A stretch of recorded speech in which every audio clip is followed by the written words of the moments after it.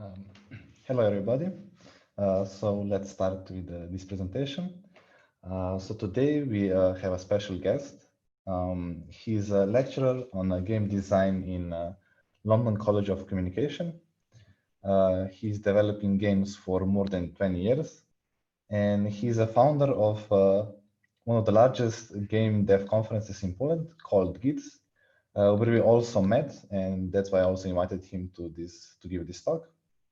And he's also a member of a Game Research Association in Poland, and his fields of research are myth and folks and history of games. So before we start, I will just say that you can ask questions in the chat, and you can also raise your hand and unmute yourself and ask it like this way. And now let's welcome Thom Kaczmarek to the stage. Thank you, Rock, for introduction. Let's see if everything works now. Hopefully, it will. So if we move with our slides now. Cool. So as I mentioned, my name is Thom, and the talk I'll do today is called In the Zoo in the 2020s. Goldfish, Wombat, and Giraffe. And I know that apparently the name brought some stir in the community, what it is about and so forth, but all the animals will have a certain meaning toward the presentation. So I do hope that you enjoy it and find it helpful and informative. So the presentation will involve several steps. I'll go quickly through some detail about myself. I'll cover some areas that you may expect it's about, but it isn't. Then we'll just go through each of individual categories and examples. And at the end, I'll give a summary with a Q&A at the very, very end. However, if you want to ask any questions here on Zoom or on YouTube, feel free to ask them throughout the presentation, and it will be easier for us then to accumulate them at the very end if we do so. So first, I would like to start with some disclaimers that any views in the talk are mine only. They don't reflect my employer or anybody affiliated with me. And they come from my own personal experience and observations, as well as research I've done into the subject. The talk most likely won't tell you how to make a great game or decent game, but the talk also may not be for your game in particular, because we have lots of genres, we've got lots of niche projects, and it's good, it's great, it shows how diverse we are as a community of developers, and it just may not be a presentation for you, and that's perfectly okay, but hopefully you get something out of it. You may also need a quality game loop. What I mean by that will be covered in a later part of the presentation, and I'll give some examples of that as well. In general terms, if you do the things I recommend in this talk, you're not going to lose out, so you may still benefit, but it's all to your individual cases and examples, and I'll be happy to learn, like, are you working in industry, do you plan to, are you students or anything like that?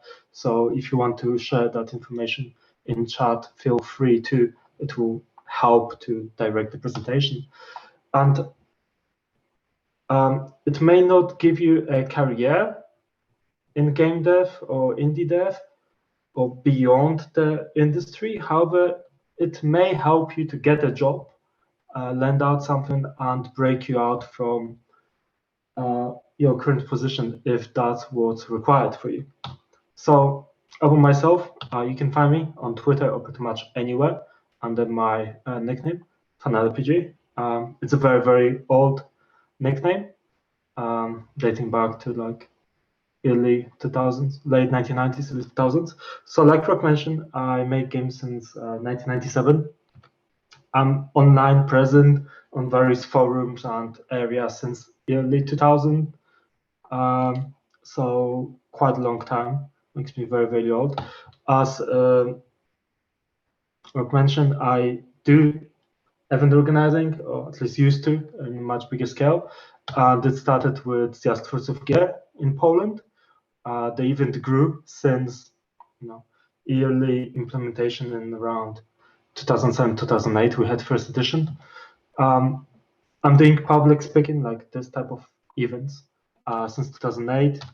I do consult indie since 2014, and I do eSport administration since 2015.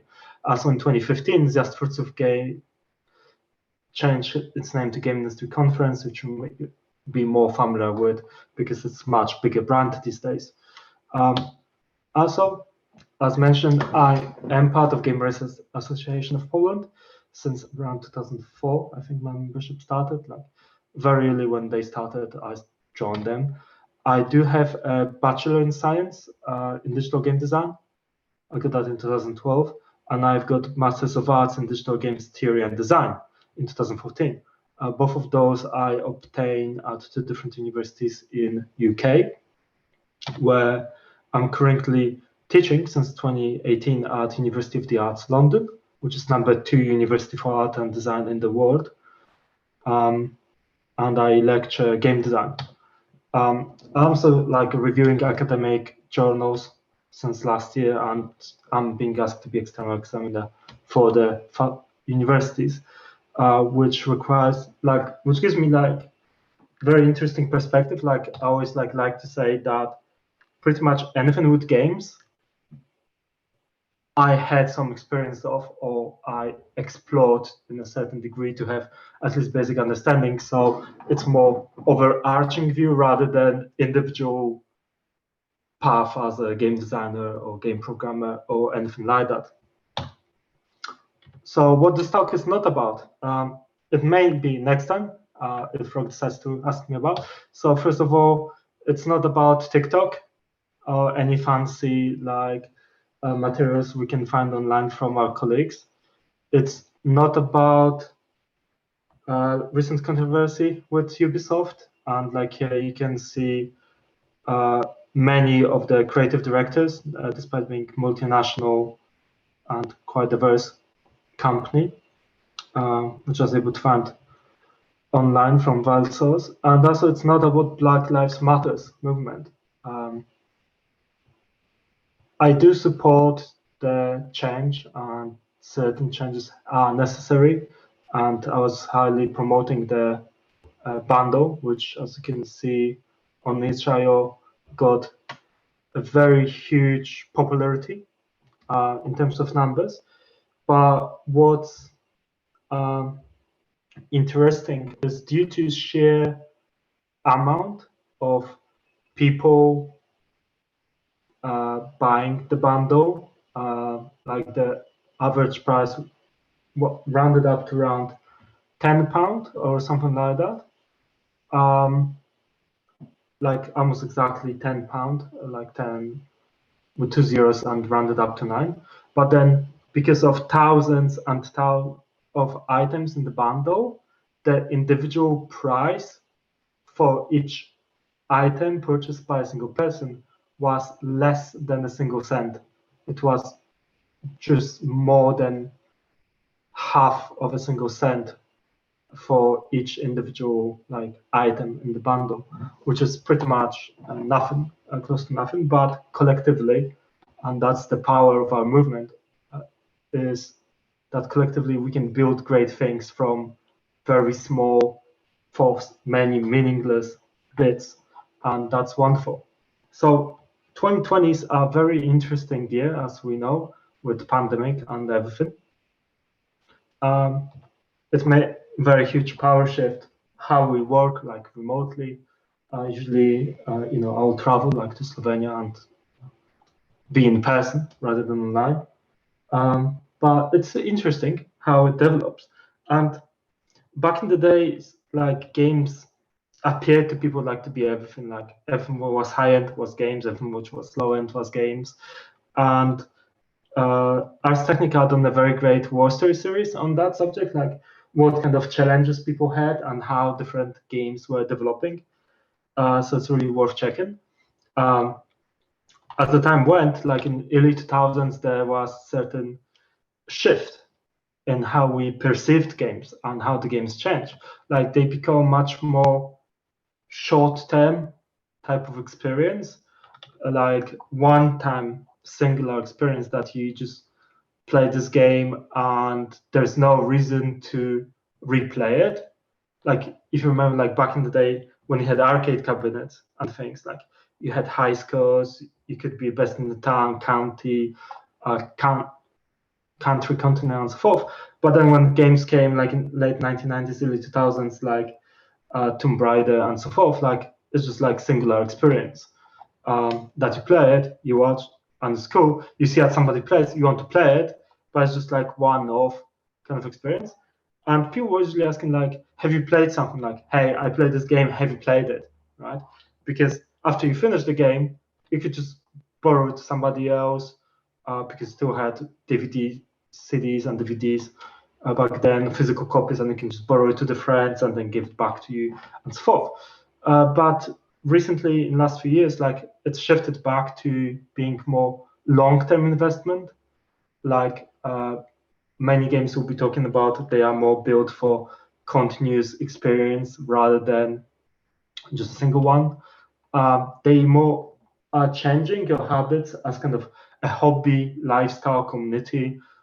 You can use examples like, for instance, Pokemon Go or Minecraft, anything in that fashion.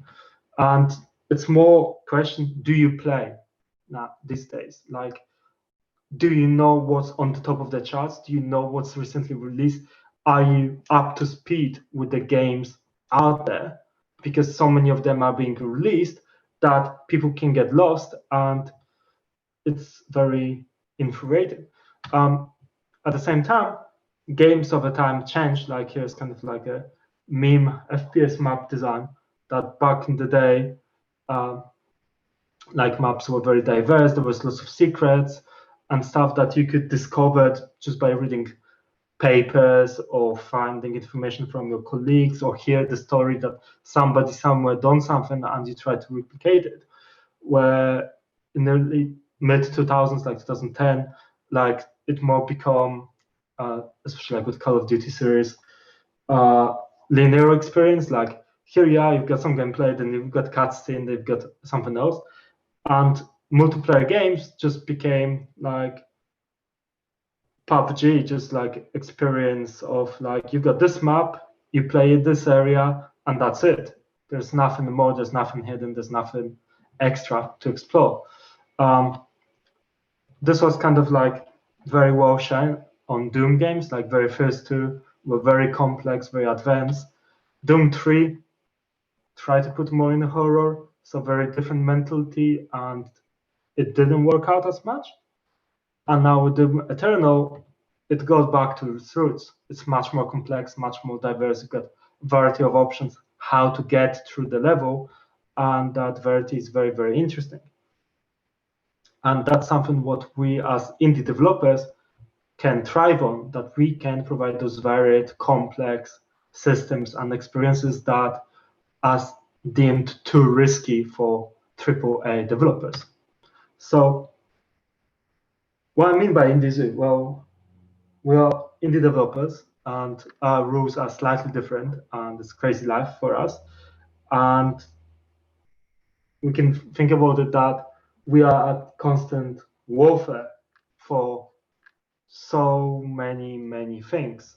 Like making games for many of us is ambition to be successful in a long term. Like I would like to make a game that will sell well so I can keep making games that don't have to have my main job and having games as a secondary thing, or having games as main thing, but I need to pay my bills, so I have to take the second gig, which delays my game. And even if you get investment, like it has to pay off for investors, so it's always very tricky game for survival. If you release games commercially, congratulations, but it still may bring losses. You may still not pay back what you owe. It may still not be as successful as you wish. The big issue for us is that the amount of games increased in the industry is by tenfold. Like in 2004, you had maybe 4 games released a day. In 2014, it was 40. Now it's more close to 100 a day, which is a significant increase in the amount of games. And as the amount of games increased, amount of coverage in any industry decreased. Like these days, it's very hard to keep up with all the games that are coming out, like what's on the top. Very few indie darlings are being like put on pedestal, like this is a great game, and many others are just being disregarded and forgotten about. So kind of the very new old thing that come back is word of mouth, that we have to work on our marketing from very early in the project by or having Kickstarter campaign or early access or having given Twitter profile and just like sharing, getting the momentum going, getting the interest. So when we click launch, there are people interested who will purchase it, who start sharing it across other people. But with that comes a very, very important question, which strikes both indies and AAAs. Are you designing your game for consumption or infinite growth? And it's very crucial in a way how your game will sell and how you can build up a potential for your future in the industry.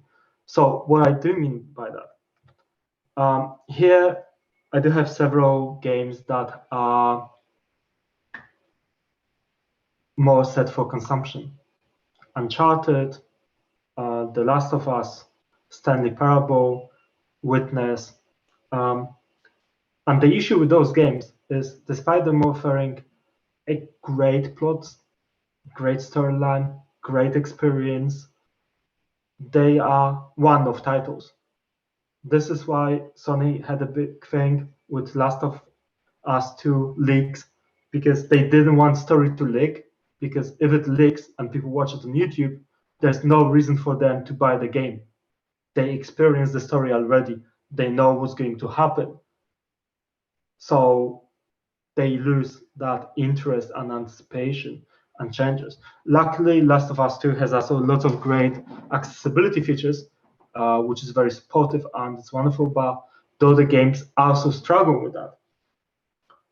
The other games, like more indie, Paper Please, A Short Hike, Celeste, Cuphead, you can perceive them as consumable games, like one-time experience. As you play it once or you watch it on YouTube, you're like, okay, like this is the storyline, this is the game, and so forth. However, due to certain features implemented in them, like that in Short Hike, you can explore everything at one go, so you've got reason to come back. In Papers, Please, because you had different people, different challenges throughout the game. It changes and you start asking yourself a variety of more questions. With Celeste, you've got the speed running features, like you know what's your time, you know what's your completion rate. You've got reason to go back to the levels and try to gather blue heart, red star, yellow heart, all the golden berries, and so forth. And there are people who spend hundreds and hundreds of hours to achieve everything, but it's a very, very small portion of the players. And at the same time, you do have some games that are built to last, like Stardew Valley, FORTNITE, Minecraft, Hearthstone. Those are games that can be implemented and developed further and further and further. And as players go and come back, it's a totally different game. It's a totally different experience. But because the foundations are the same, it's easy for people to find themselves back into the experience. And it's like playing Minecraft now and playing Minecraft when it was first released by Notch, just like totally like very different levels of quality, but it's the same experience.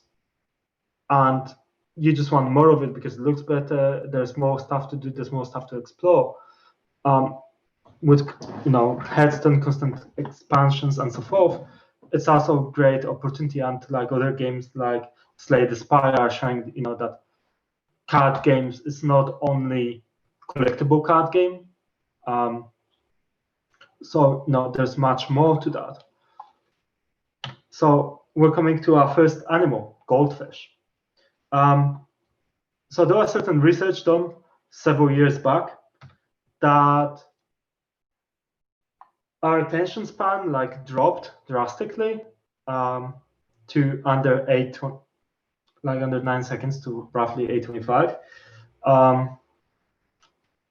And that kind of attention span has been partially blamed on our usage of social media, scrolling through Twitter feeds, scrolling through Facebook, Instagram, Tinder, whatever you call it, just not paying as much attention as we used to.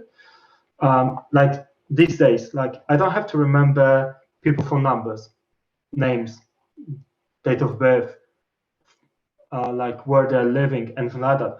I've got everything in my mobile. That's a lot of things people used to remember by heart, and these days they don't have to, and and that might be also partially reason. But 825 seconds is less than attention span of a goldfish.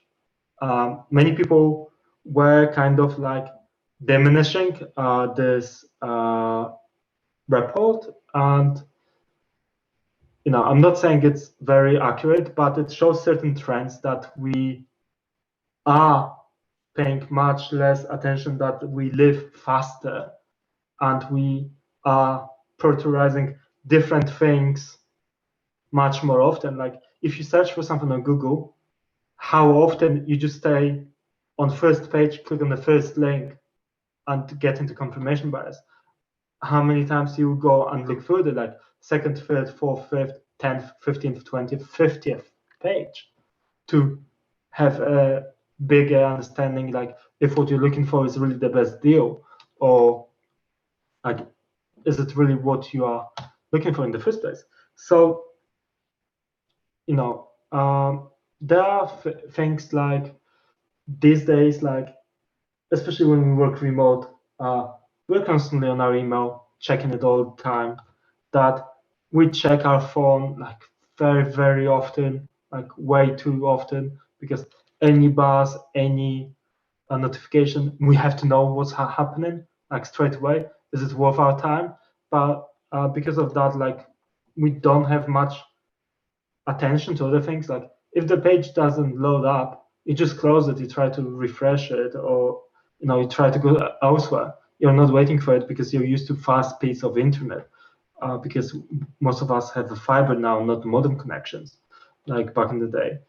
And we skimmer it through a lot of things. We don't read through all the articles. We just go Control F, find the keywords I'm looking for, and now I'm going to deal with that. Then I'm going to read this paragraph maybe, but I'm not going to read 20 pages article just to find out that there's nothing I want to cover. But still, one thing that holds attention is a video. And on average, videos help us to watch stuff. They have 2.7 minutes. And also, many senior managers or people in power prefer video over text, because they can play it in the background and browse through some of the materials. It's kind of tendency with radio back in the day. So it's very important to remember that interactive movement attracts you, and also audio is a powerful thing. So we come to second animal, which is our Wombat. And here I want to discuss a very certain game designer. And that designer works on a variety of prototypes, like literally hundreds, dozens of them, that can get a couple hundred likes, like just simple platforming game. They can be similar to like titles like we've seen in the past, like Lemmings. They can be more interesting, like mixing golf and time control from Braid and Prince of Persia. They can be more interesting, like, you know, just like something funny and ridiculous, just by shooting and having no point to the experience, just like for fun of it. They can be more interesting, like challenging platformers in which you build your own character and you see, you know, how successful you can be for that individual experience, or, you know, just alternations on the pin, like pinball machines with a gravity. And as you can see, like the popularity of those goes from hundreds to literally thousands, right? And Stuff Wombat is followed by thousands of the other developers and people around the world. And he's known from a variety of things. Like recently, he released design terms which are so hilarious that even Rami Ismail from Vlamvir said that they have to be like used by the whole industry because they are so hilarious at the same time relevant, which is quite funny. And like he has literally tons and tons of prototypes, like 40 gig of prototypes is lots. And partially because of that, he's also invited to events to do the talks. And he's trying now to work on his kind of second commercial release. But I want to focus on the first one. And it started as simple kind of like 7-day roguelike prototype. As you can see, like you've got a guy, you shoot at enemies, like nothing really fancy. But then like just like a few days later, like after the jam finished, like he started working on a prototype, and not so that, you know, he has something, like he has interesting interactions, interesting gameplay, and people are liking it. More people start retweeting his post, liking the post, and like being interested with the game. So he got some support in terms of art and started to build up more kind of like experience and seeing how the game like plays out with different types of enemies.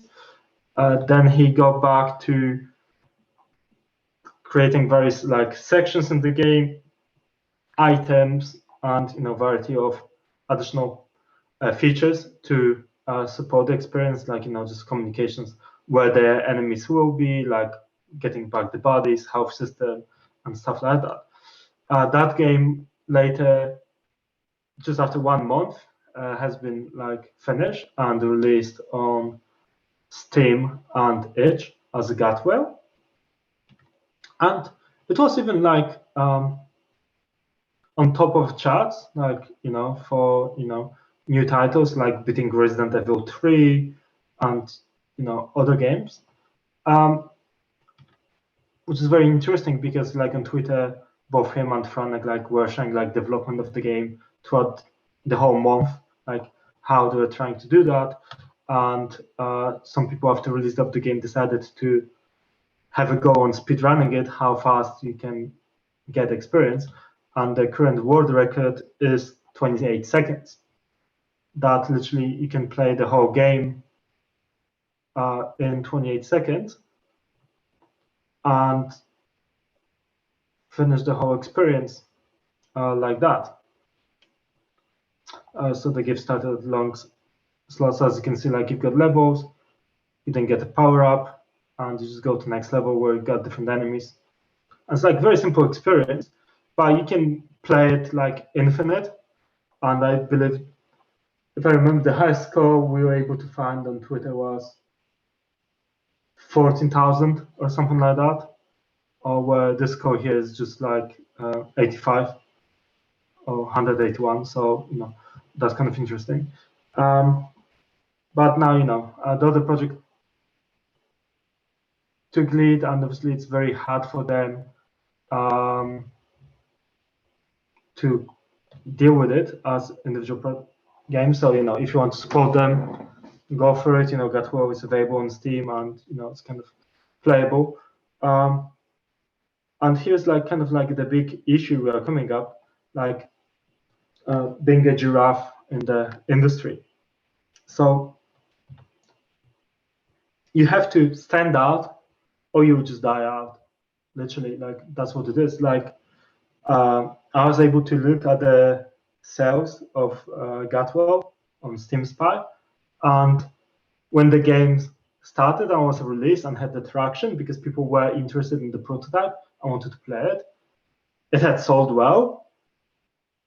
But after that, it just dropped off because there was no marketing plan, there was no money behind it, there was no incentive to keep development for too long, because it's just 1 month game. It was pretty much like a jam, and because of that, the code is very messy and the game will have to be redone. And what happened was that there are literally thousands new games released yearly now, and that you may think, oh, I'm crazy, but showing you a chart of several years of Steam, right? Just games on Steam.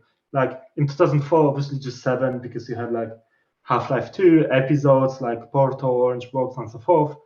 2005 also expanded, and then when they opened it, slowly getting traction. As you can see, there's a huge increase between 2013 and 2014, and that's when the Steam Greenlight was introduced. And because of that, many indie developers, small studios, were able to get on board on Steam and start releasing their games, because everybody had Steam, because they were using Steam for the AAA games or AA games still back there. And the sales from then skyrocket. Obviously, between 2017 and 2018, Steam Greenlight changed into Steam Direct. So now it's a very different process.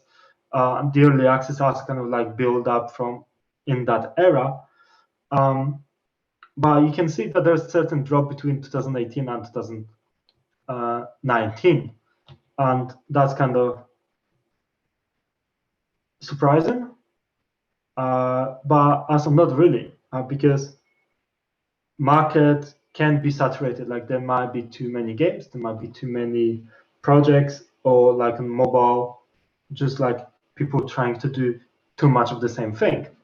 So, the issue is that you not only compete with all the new games that are being released every year, but also all the old games. We can thank GOG for that, for bringing up all the classics back and being operable on Windows 10, Windows 8, and so forth. But that's an issue that, if somebody makes a game like Masters of the Orion, what's the point of doing that if you want just to copy the game, if I can just go purchase and play Masters of Orion as it was, as I remember it, and have the very similar experience as I had in the past. So playing nostalgia is very tricky and something I'm happy to discuss. But also you're competing with social media, TV, entertainment, news. And you may think I'm crazy, but for FORTNITE is currently perceived as the biggest threat, not to any other game, but to Netflix, which was announced by Netflix themselves just last year, that they see FORTNITE as the biggest challenge, because young kids, instead of watching stuff on Netflix, they prefer to go and play FORTNITE. Because FORTNITE is running certain events, like concerts and stuff like that within, there is certain fear that may also start doing live stream of trailers or movies in the game. like having like digital cinema, for instance, which might be interesting project for them, and really looking forward if they are going to pursue it. But it's also interesting to see like how, you know, Netflix is not pursuing HBO or Hulu as their competitors, but FORTNITE. But that's not the end of bad news. Like, we are easily distracted. Like, the issues are that even biggest publishers are feeling impact of picking attention, that there is so much information around us at all times that we are just like swamped by noise. Just to give you a perspective, like Isaac Newton, the very same guy who invented, discovered, however you want to call it, concept of gravity and describe it as laws of physics. His level, like back in the day, he was on top of educational level, right?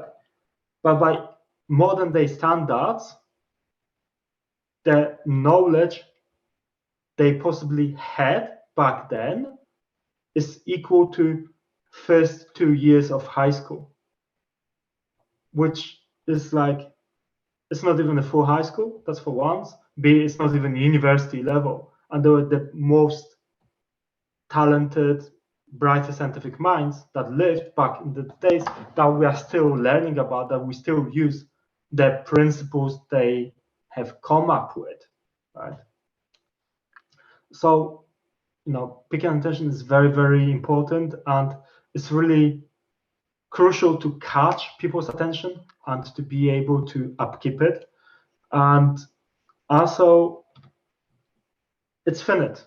Our attention, our time, our finances. Like, before 2020 hit, something people are now like discovering, like our lifestyle wasn't as healthy. Like, we worked 8 or more hours a day during weekdays, and does not include like crazy people like myself, where I worked over 100 hours a week at some point. Usually people were sleeping on average less than 7 hours, 6 point something, but there are some people who sleep just 3-4 hours a day because they can, and they just run on coffee. But on average, like, people spend 4 hours on their mobile tablet, like just like checking stuff, playing, reading news, in toilet, you know, you call it. Especially in the States, like watching live TV, and in Europe is still popular, like just having telly in the background and watching the news, or like, you know, cartoon or favorite show and so forth. But like, what about like eating, commuting, like social life, family? Like, that's not being included, and we are coming to just less than 2-3 hours on a weekday. Like, that's time for gaming, that's time for family, that's time for social, eating, commuting. And on the weekends that grows to about 10 because we don't have work, but people were keeping their habits, and now people are realizing like, hey, it's not that healthy, like it's not that good. So there will be lots of shift in the space this year and years to come. So it's great to be like Giraffe, like to stand out from the crowd. And what I mean by that, to a certain degree, you have to be like Amo as well, like straight to the point with any communication you ever make. Like, you have to attract, you have to retain, and there has to be no logic. Like, your customers, your players have to get it straight away without thinking. So if they're scrolling something like aimlessly without searching for anything in particular, they'll just notice your thing, and because it stands out, they'll just stop. Not because they wanted to, but because they got attracted to, because you retain their attention. And, you know, the best way kind of to do it with social media is through GIFs. Yes, there's no sound to them, but you can think about it as accessibility feature that, you know, many people are not perceiving, for instance, a deaf community or hard of hearing community or disabled community as people interested in games, but Last of Us 2 is showing us that those people want to play games. They want to have experiences. they want to be included. But if the game has only noise clues, like it's not playable for them. If there is no option for them to understand the game without sound, or on the other hand, without visuals, but just with sound, it's really tricky. And those are people who are willing to spend money for something they can experience, because most of AAA games are not offering, are known from not offering them the possibility of experiencing their games. So a few questions like to ask yourself, like with gifts, like, can I, as a player who never played your game, who never heard about you, who without offense doesn't care because I don't know about you, can I understand how to play your game just by looking at somebody playing it, let's say on the shop floor? Or if I'm just like watching like somebody scrolling through his Twitter feed, and I'll be like, hey, what's that? Like that tweet you just scroll, like that animation, like that was looking cool. Can you scroll up to it, right? If I look at that, can I imagine what's potentially possible? It doesn't have to be in the game, but me being me thinking about it, like it keeps it in my mind. Like, oh, I wonder if they are working on that game, or if they added that feature. That's how you build your community. That's how you attract people to become modders, you know, loyal customers, and so forth. And also, do your visuals attract and clearly communicate what's going on screen? And I want to give you some examples of those games. Baba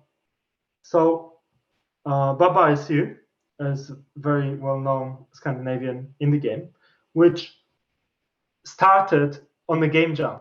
Like it started as a 2-day project at not a game jam, and people really liked it. And the author was like, "Oh, maybe it's something I should pursue."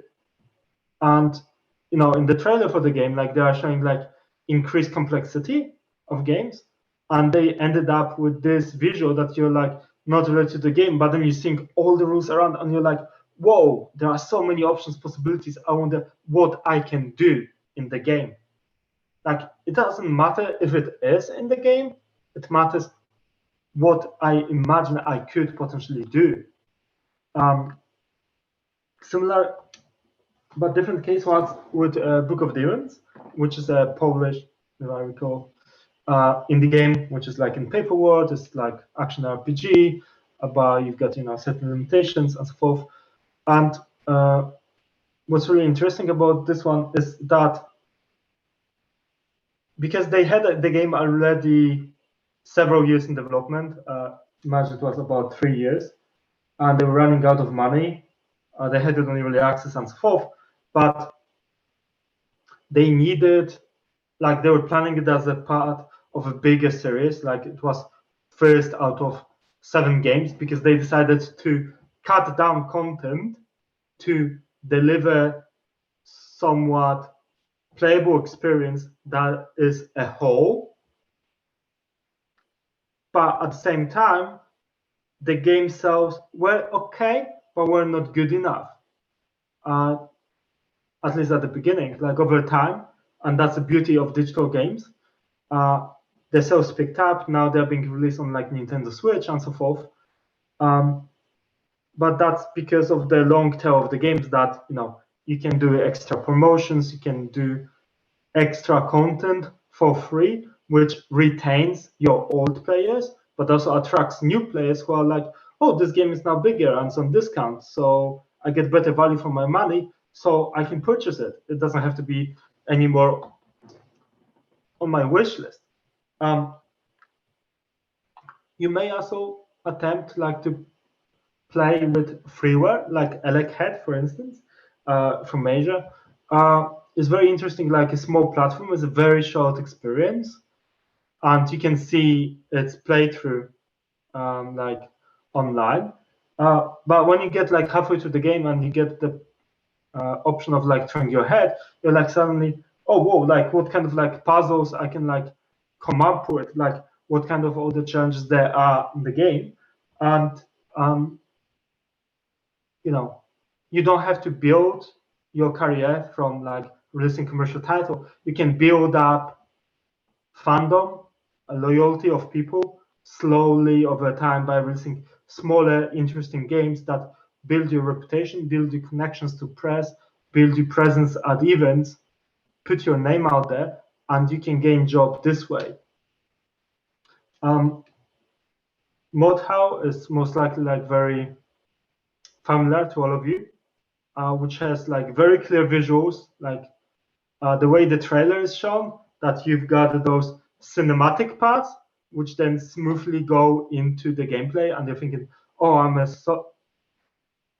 knight, can I like attack a castle? And then they show you, oh yeah, I can attack a castle, I can fight with like Lord of the Manor, and you've got like one-to-one combat, and it's like, oh, can I cheat? Can I like throw swords? And then you learn, yes, you can, and so forth. And it's like, whoa, like I wonder what's next. Like, what can I do more in the game? And it gets really like on the popularity of the title and its competitiveness with multiplayer mode. Like some of our current third-year students at my university made this game. It's called Frog Island. You can find them on Twitter and so forth. And they got accepted to Transfuser competition, which is a very big industry event/competition in UK with the game. Which is like very simple. You play as a frog, which has a very long tail, and you can use that tail to manipulate objects and move around the environment. But because of aesthetic of the game, because of the audio in the game, of mechanics in the game, it's like it's not something you've seen before, and you're like, oh, this is cute, like this is different, like I would like to like play it and experience it, and it looks fun and hilarious, and people are like very attracted to this project.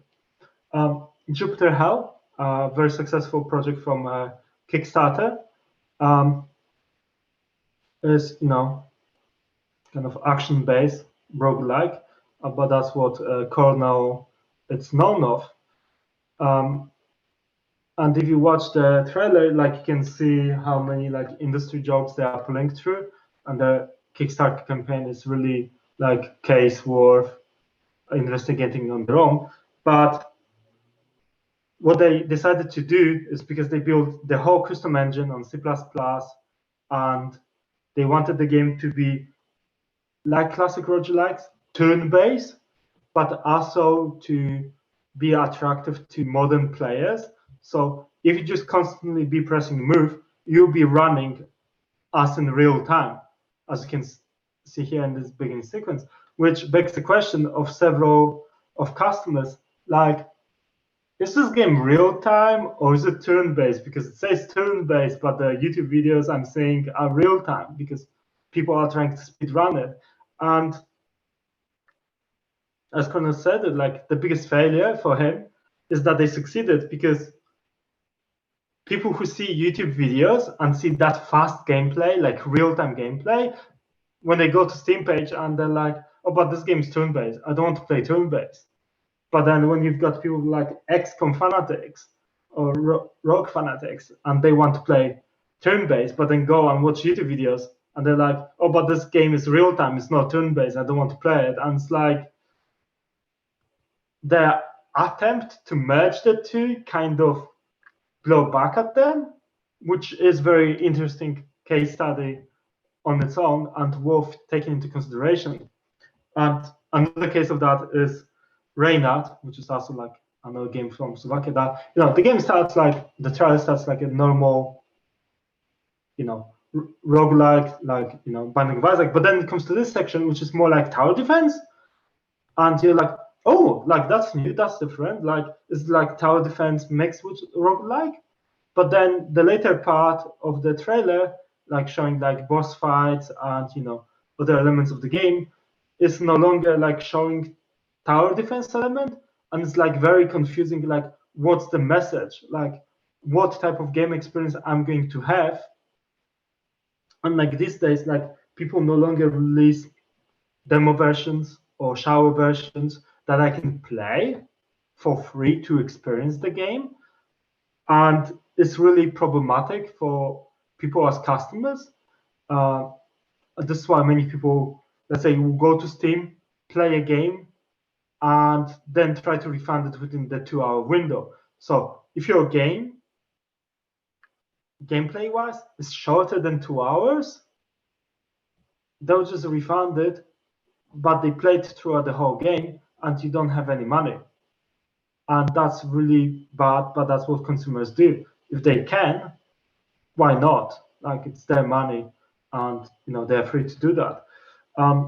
So Rocket League is also like very interesting game that if you explain it to somebody, they're like, what the hell? But then when you watch any of the trailers, you're like straight away, oh yeah, it makes like perfect sense. Like, I can see it being played and win and played through. But it's just like magic of showing it with the image rather than explaining like, oh yeah, you've got RC cars and they're playing football.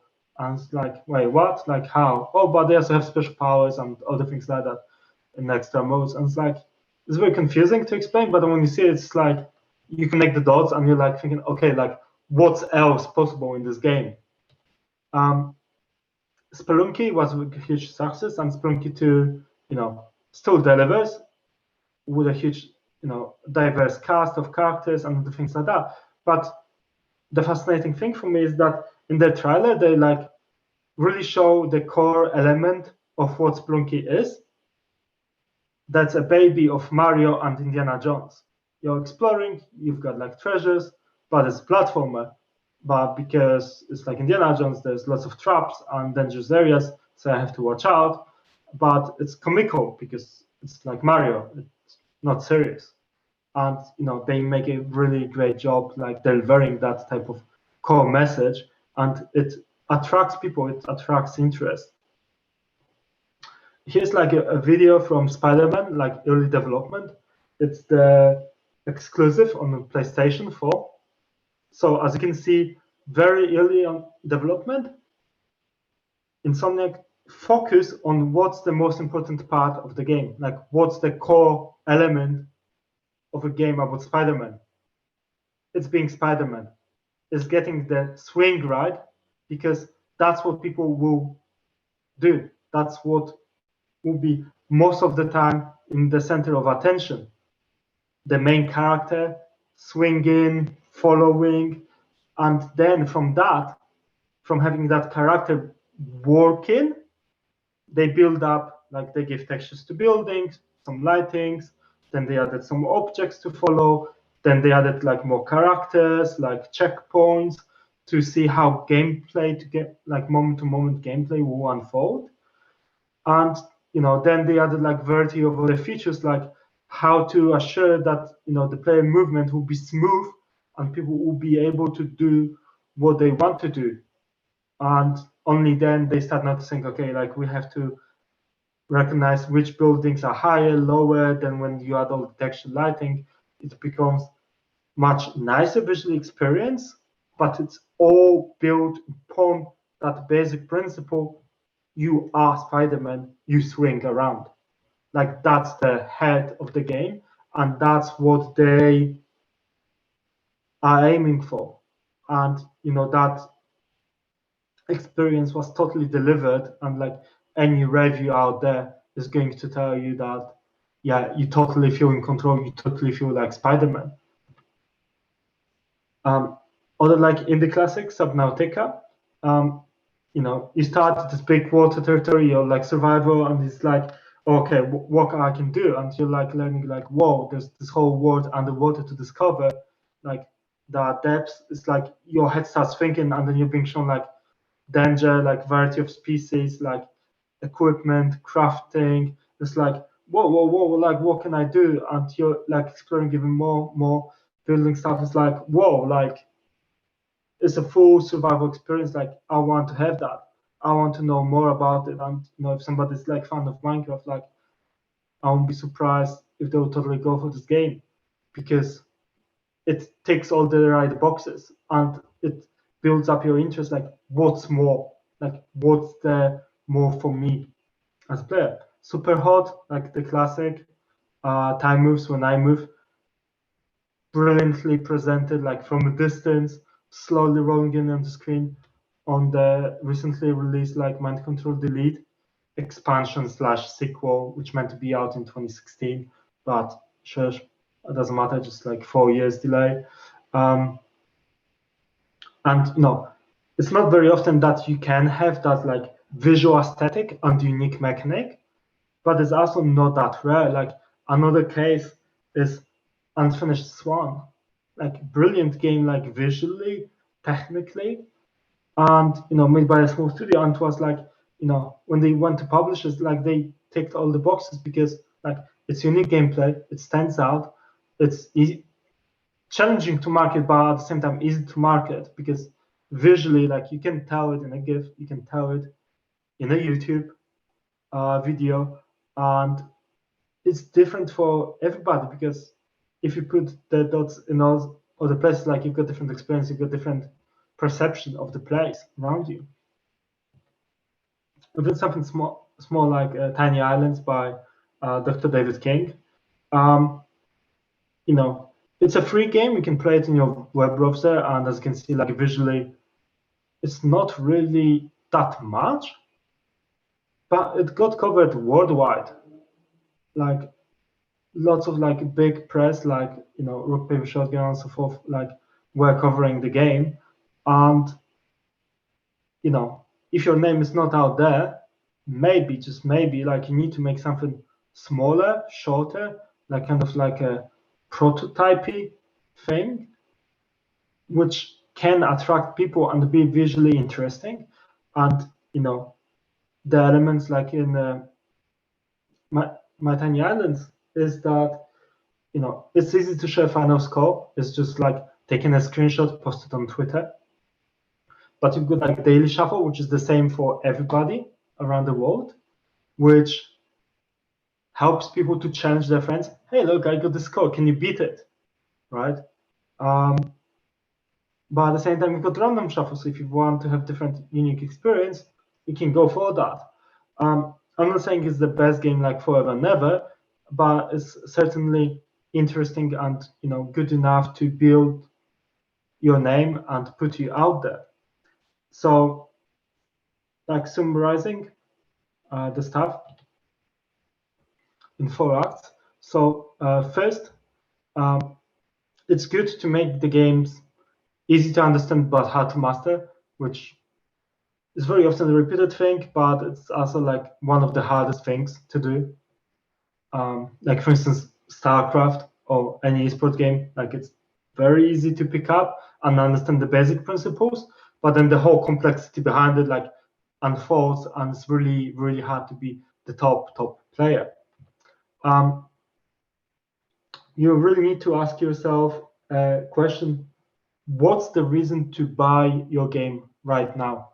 What's the reason for me to pay $4.99, $9.99, $19.99, whatever price you set? Why I should care? Why I should give you my money? And also, the challenging one: can your code be easily cloned, released before you buy someone else? So, case of Flappy Bird, very simple game, very easy to pick up, made millions to the developer, but as soon as it was released and start picking up, how many clones come to the App Store and Google Store, like within days. Like now that you can find like even YouTube tutorials that are telling you how to make Flappy Bird game in 15 minutes or half an hour. And it's really crazy because it's like what they tell about Christopher Columbus, who asked his crew members, like when they challenge him that, the journey he made is easy, he asked them to stand an egg, and nobody was able to stand the egg still. And what he done is with single movement, like slam it on a rock and make the shell crack on the bottom, and was standing still, and explain to them, like, look, it's not hard to follow someone's steps when you do know how they achieved something. Like with Flappy Bird, as soon as you play the game, you know how it plays like, right? But to come up with the idea first, to play it, to balance it out, that people have that loop that they want to come back to, that's a totally different story. And that's something people very often forget about. So getting into a bit more details on those. First question, like, can your game provide meaningful, unique experiences? Like, is it something, if I watch YouTube video about it, like playthrough, am I going to get exactly the same experience as that person? If so, what's challenging in that game to master? But if not, if there are like different ways of doing certain things, like even like different routes, like in Celeste, that on some levels there are different routes depending on your play style, it's much different and more unique. Can you like encourage others to play your game rather than just watch it? Like, if somebody is playing the game, like, is there a co-op mode? Is there like any option for me to join in, or like, do you have like a bundle sales that you are selling like 4 copies of the game cheaper so people can purchase it for themselves and their friends, or anything like that? Like, is there anything like more interesting from that? And what's replay value in your game? Like, anything very simple ones like time mechanics, like, so you can have speed runs, you can have self-challenge that I want to get the better at the game and so forth. Are there any secrets? Are there any new areas you can unlock through the game? Are there any, again, unique experiences?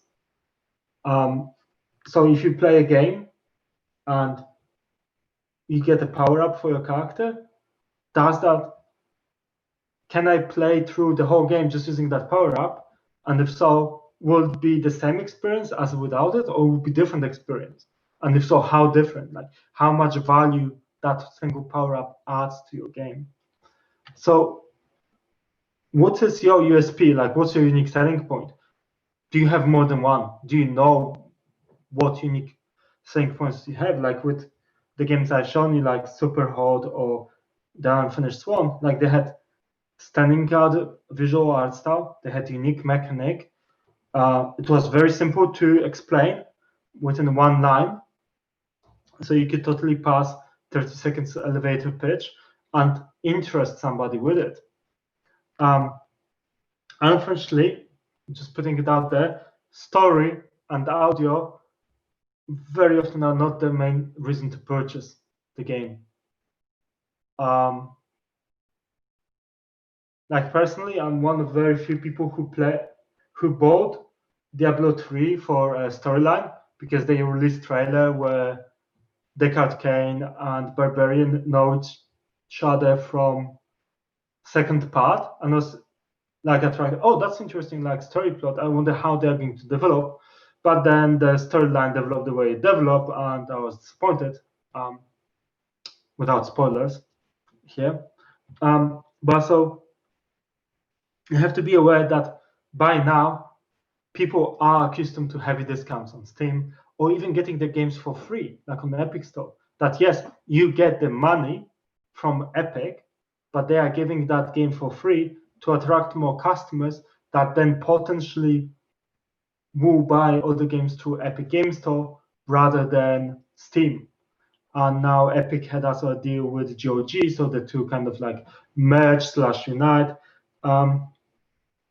So the question is like, why they should not wait? Like, what's the reason for people to purchase your game now at the full price rather than waiting for it to be discounted during summer sale, winter sale, or anything like that? Like, what value you give them now to play it, and at the same time, how you ensure that they are not going to forget about your game down the line.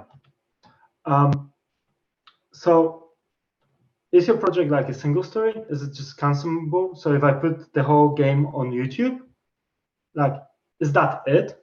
Or is it like infinite playground? Like, is it more about the experience, and there are so many random elements that are manageable, but because they provide different experience every single time, they are just different?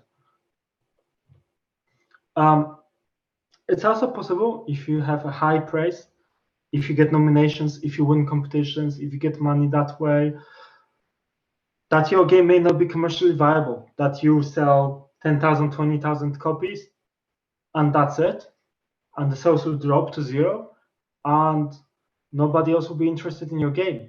Like, that's to a certain degree risk of running Kickstarter campaigns, that if you run a Kickstarter campaign correctly, you get most of people who are interested in your game hooked up on it via Kickstarter campaign. But they got your game discounted, lower than the retail price value. And then when you put the game out there, playthroughs are already out there, people already know the game, they don't play it anymore because it's old news, it's old story.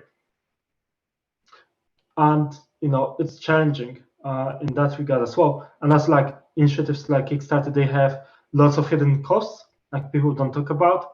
So obviously you've got like Kickstarter fees, you've got the taxes, but then you also have, if you're doing it through somebody, they may get some share from you. Then when you need to realize the rewards, especially the physical ones, all the costs of making them, having them delivered, tested, spread out to all individual people, all those costs really, really build up, and you end up with significantly lower portion of the money than it's being shown on a Kickstarter campaign. Publishers can be seen unnecessary evil. I would say they are good. They help to relieve several ways, marketing, business decisions, and so forth, stuff you don't have to be expert at. But they have dozens of reasons why to say no. And none of those reasons may be that your game is bad, or that your team is bad, or that your project is not viable. It can be literally that A, it's a wrong studio. If you pitch RPG game to Codemasters, for instance, that's not a great idea because Codemasters are known from racing games on C++. So if your project is doing it even worse in that regard. You may try to pitch a mobile game to console publisher. It happens. Like some people do that, and it's just waste of time on both sides. You may be targeting the wrong market, like your business plan may not make sense, or even the cost-wise, like how much you think you're going to make money in by making the game. It's not viable because the similar games in the field did not sell that well. Even if they did, there's so few of them and so far between that is too high risk. So, never forget, first of all, to research your competition. Like, know the sales, know the costs, know the failures, blind spots, like anything you can think of. You have to always ask yourself, if you want to make games for a living, are you commercially viable? Like, there are great sources out there. Steam Spy, it's paid. You can purchase access for a whole month for like 10 bucks or like 30 for a whole year, or you can constantly paying for Patreon support. You've got Steam Charts, which is not as reliable as Steam Spy, but it's for free, so it can give you an idea of how many users play certain games on average, which can like give you an idea how it goes through. Postmortems are really, really great, like to find out like what went wrong, how to protect yourself, how the sales went, and so forth. So really worth looking through that. Interviews. Many developers will share some private information in interviews, and they would hope that it's not going to be picked up. But if you look hard for it, you can find it. And games are an art form, and yes, some developers are famous, some games are famous, but at the same time, many are forgotten, many are so-called starving artists, and that happens like in any industry, really. Like, for instance, like people around the world like know about like great classic composers born like in late 18th century, like Franz Schubert or Niccolo Paganini, or like Ludwig Beethoven, right? And you can find easy materials about them. But how many, even of from you, will know about like Slovenian composer like Kasper Masek, or like his son Camilo? Like it's much harder, despite them being great composers, introducing concepts to Slovenia as a country, like implementing Yugoslavian culture. They're not well known within the country or outside of the country, and that poses challenge of its own. And also very important to keep healthy lifestyle. Like always, your friends and family should be a priority. Like you shouldn't work yourself to death on a game project that may not succeed. If you burn yourself out, game will be worse. If you don't have proper sleep, you won't work efficient. If you won't have good diet, you won't work efficient. Like you really have to keep very, very healthy balance. Something many like indie developers like Sosasowski and others are recommending. Like it's a real problem in the industry with the crunch and so forth, and please don't go there. So certain solutions for you guys. First of all, you are your brand. So name your work, like put your name there, promote yourself. Like there's like many games out there that they have like a name studio, but then they never release the game under that name anymore. Like one of the, like on Moby Games or anywhere else, like there are thousands of cases on Newgrounds, but just like one of the most famous ones, like Team Meat, like Edmund and Tom racing Super Meat Boy, they call themselves Team Meat, and that's like the biggest game they work on and kind of the only game they work on, and they no longer work together. And it's really interesting because they put their name as well, like they are known for that, but if they just put their name as Team Meat and like the game wasn't as successful as it was, like people will forget like who make it and won't care. But if you keep your name, like keep showing it up, like you can easily like publish those games and keep them together so people will be attracted and will potentially purchase other products from you. You should focus on moment-to-moment gameplay, like in the Spider-Man, like what's the your basic loop, like what are you doing, like what action, what players are going to do most often. That should be like your top priority. Also be aware that there is survivorship bias, and I'll present it visually at some point. And many of the stories you hear of developers like at the GDC and so forth are those who succeeded, are those who made it, those whose games sold well. And many others, you don't hear stories. Luckily, for the last few years, GDC is having a failure workshop, which covers those untold stories. But then on many years, like in 2016, like they dropped more than half of the panel because people couldn't afford to go to GDC because their games were done so badly, which was kind of a shame. But hopefully with getting remote and online, we can cut the costs of those events and attendance.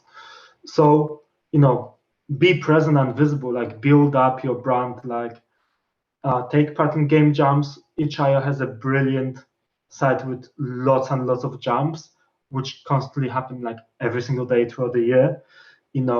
Sign up to competitions, like apply to festivals, like put your name out there, like be present, and have your own HIO page or even your own personal website, depending what you can afford, just to store everything together so you have something to go back to, and keep your projects and prototypes always like in a safe location, because you might need to get back to them in the future. Another thing is, if you try to follow trends, you always be behind them. It's like I mentioned with the Flappy Bird, because the game forged a new path. It sold well, it made lots of money, person is no longer working in game dev, but it made so many more clones that they are no longer as profitable because there's so many of them now. So you should be always ahead of the curve rather than behind the curve and just like follow up, right? These days, like all of game development is accessible, like to everyone. Like we've got books, like we've got schools, we've got tutorials, we've got videos. Like there's lots and lots of content teaching you the basics, but not the fine detail, and devil is always in the detail. So it is, funnily enough, easier than ever to have your game published. Like you can just go to Apple Store, pay a subscription fee, and get your game on the App Store today. Same on Google. Like on Steam, you can also make it relatively easy now, at least to back in the day. And you can get publishers. Like back in the day, we didn't have as many publishers, so we didn't have as many options. Like it was really, really hard, and that's why you had only AAA and shareware, and like some small studios in between being like AA in quality or even single A, which now die out because it's not worthwhile. But it's at the same time harder than ever to have your game marketed and sold. So it's kind of like going back to that tenfold increase in the games, but also diminish of promotion in the press, in media. Like when was last time like you bought physical magazine, like PC Gamer or anything like that, or went to the website to read the reviews of the games you never heard about? Like back in the days, like in the 1990s, early 2000s, like it was normal. Like you were finding out about things through newspapers, through those services. These days, it's just word of mouth, YouTube, whatever algorithm tells you. Also, what's interesting, like for instance, for PC games, or it was in general like games as far as I remember, like PC, console, mobile, like US market last year slightly shrinked, but MENA, like Middle East and like Africa, as well as Asia, grew in double digits. So many people are thinking, oh yeah, I have to be published in the USA to make my money, where there's high competition. But maybe like thinking of hitting Eastern markets or South markets can be a better idea, and you can make more money that way, especially if you can like hit culturally or with interesting gameplay idea and so forth. So here's the kind of like picture from Survivorship Bias. It came back like during like World War I and II. So when the planes were coming back, like all the red dots you can see are the places there were bullet holes. And the first idea was like, oh geez, those planes are so damaged in those places, like we had to add extra armor in those places, right? And that seems like a logical thing to do. Like that's what damage is. Like we have to like protect those places. But then somebody like come up like with the idea like, hold on for a second, but you don't have those holes in the locations where you've got the pilot cabinets or engines or shooter on the back or in between the tail. So maybe, just maybe, we can see those holes because those planes survived. They were able to make it back and because they were not shot in those other spaces, they made it back. And people were like, oh damn, like you're right, like if you get hit in the engine, like it explodes, plane goes down, it never comes back. If you kill the pilot, there's no way for the other person to get in front and steer the plane, it crashes, they don't come back. So, they knew then, like, it's not about who survived and their story, it's about who have not survived and why that happened.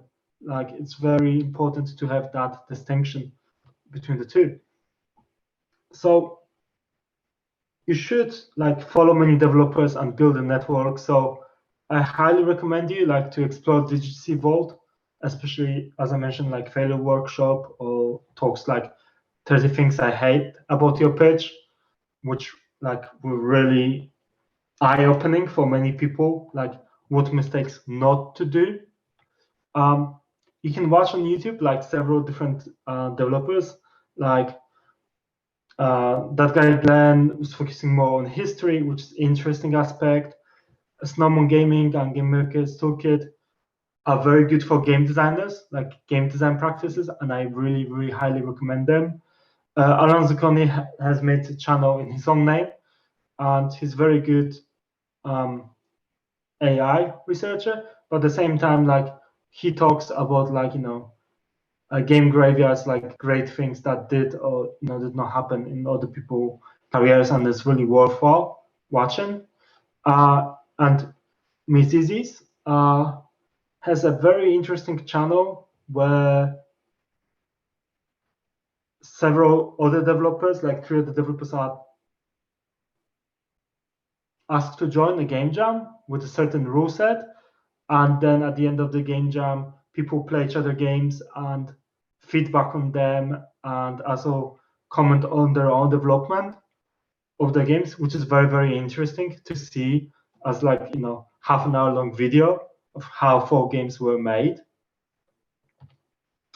Also, be part of healthy Twitter and LinkedIn, hashtag Screenshot Saturday, Game Dev, Indie Dev, Indie Game Dev are worthwhile visiting and following. However, do note that in recent months, Twitter started doing a very odd thing, that even if you follow somebody, if you don't interact with their posts and tweets, at certain point, they will become unfollowed. So even you didn't click unfollow because you want to follow, you want to see the work, because you're not interacting with it, it's being unfollowed to reduce amount of information that's being shown to you. So, it's worth to keep check who you follow and so forth. So last but not least, maybe instead of games, you should think about software toys. For instance, SimCity, The Sims, or even recently released Townscraper. It's a very simple project done by one of the guys I follow on Twitter, Oscar, and it's very simple. You've got a grid, and on the grid, first level is always floor, and then you build houses, and you can build houses of different colors, and then it just builds up depending what you do. You get a variety of features, if you close off something, you get a park. If you don't, you've got nice benches and stuff. So it's really interesting, and it's very simple, a game to play. And as you can see, trailer is very visually attractive and pleasing, and it's very relaxing. Of what you can do, and you can share things and so forth. And what's interesting for me is that the project goes back to a brick block demo that was released in February of 2015, and is still available on Oscar's Tumblr website, but he stopped updating it as soon as he opened a Twitter account. So it's really hard to backtrack that far. But then if you look even further on his Tumblr, he has from 9 years ago, like October 2010, like some of his students' work. As you can see, like art style wise, it's very similar to what's being delivered in the final game in terms of like bridges, house structure, and so forth. So it kind of was idea in the making for last 10 years. And now it's being like, like some details from Steam Spy. Obviously, I'm being respectful and I'm not sharing like sales or revenue or information that you can find through Steam Spy. And to more like point out to you guys, like you can release something under your name and it's perfectly fine. That can be, released as early access and still be successful, and people can be happy about it.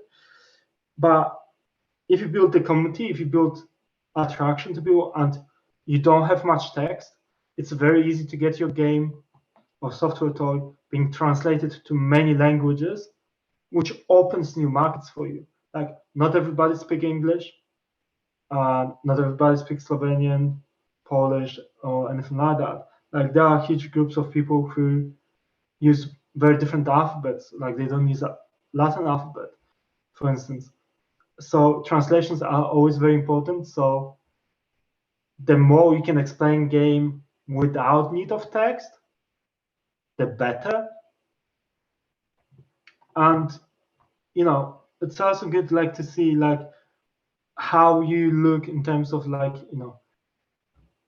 playtime, like how long people are playing your game or toy on average, like when you have it released, like is it popular on like YouTube, like how many views it's getting, if it's getting traction and so forth. So yeah, some people can be complaining on Steam Spy and tools like that, like that is invasive, that you can see how other developers are doing.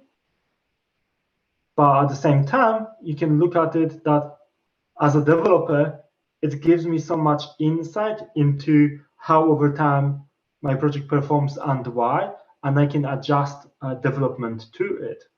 So I'd like it to be that game company that succeeds despite all the odds. And thank you very much. And it's time for questions.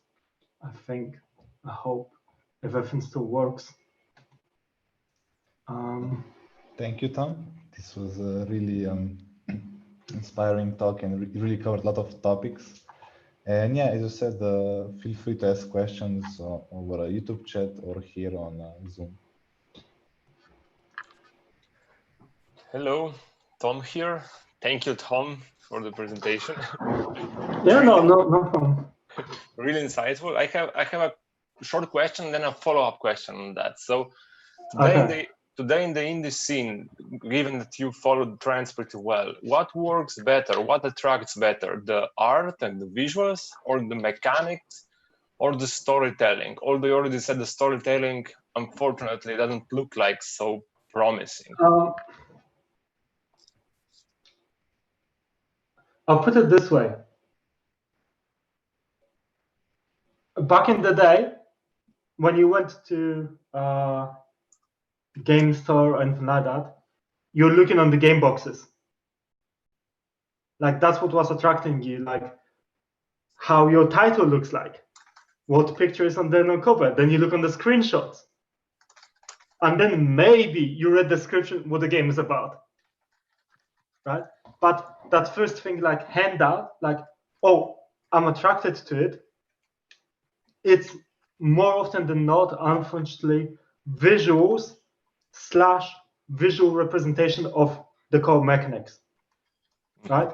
So if you think about it, why I said GIFs, like, for instance, many people, if they are playing something on their phone or they're watching something, they'll have headphones on, so you don't hear the audio. Or if they are at work, at meeting, they try to be sneaky and play through it, they don't want to have audio, they have the phone. So if you're telling the story, make sure you've got subtitles so it can be read. But if you're not, try your best, like, not to. Like a Super Meat Boy, great example, like showing the whole storyline of the game without text.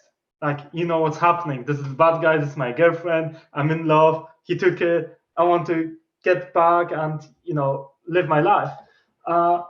So, you know, I would say art and mechanic, usually to students, when we teach, we focus purely on mechanics because we are a game design course, and we do have separate game art pathway within game animation course.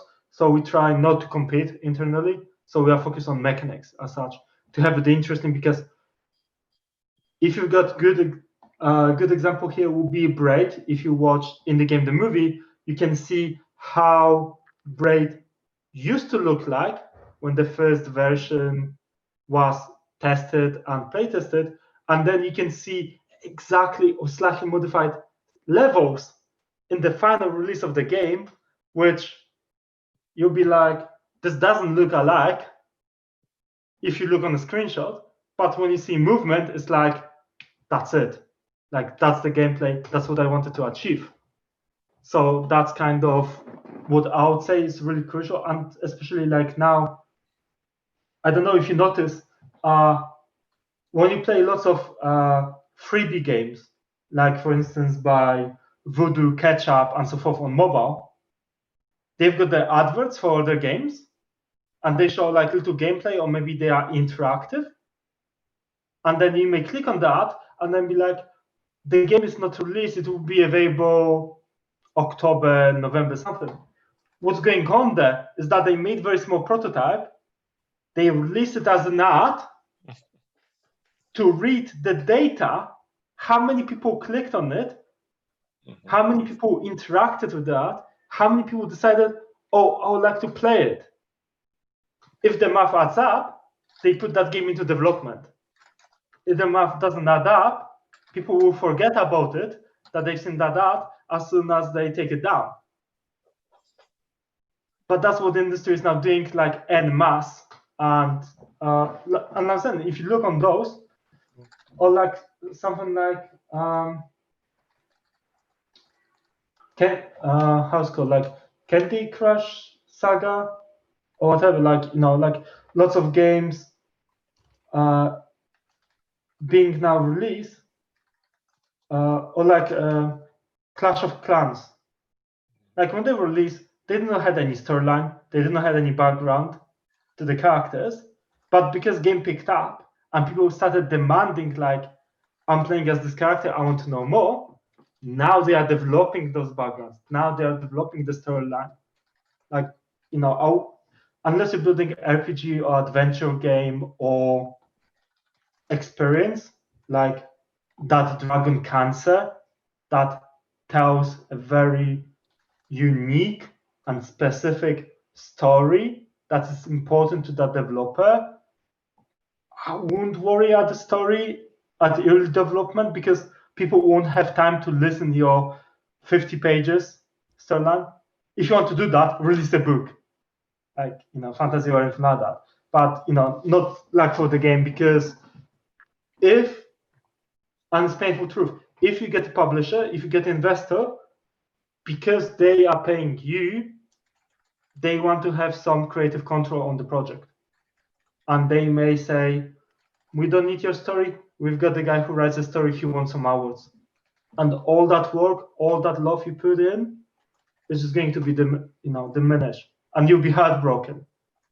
And it's like, you know, on the other hand, some games like have audio very, very important. I even made one game, Senses, which was first-person adventure game in which you play as a blind person. Audio was kind of important, like surround sound and so forth. So there are titles that have audio as a very important, crucial factor. But then because my teacher played it with no speakers on the computer and no headphones, they didn't like the idea. So I had to like communicate it like earlier, like, like, hey, it needs headphones. So yeah, that was a fun student project. Yeah, hopefully that answered that question. I'm now waiting for the follow-up. Thanks. No, it was a fantastic answer and great examples. And actually, you dived half into my follow-up question already.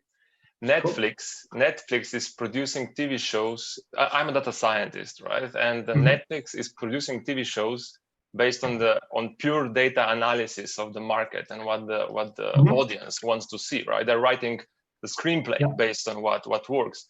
Are we seeing any such trends also in the game development or in the indie game development scene? I would say not for indies, because we just don't have the tech, we don't have the money, we don't have the services, we don't have the people.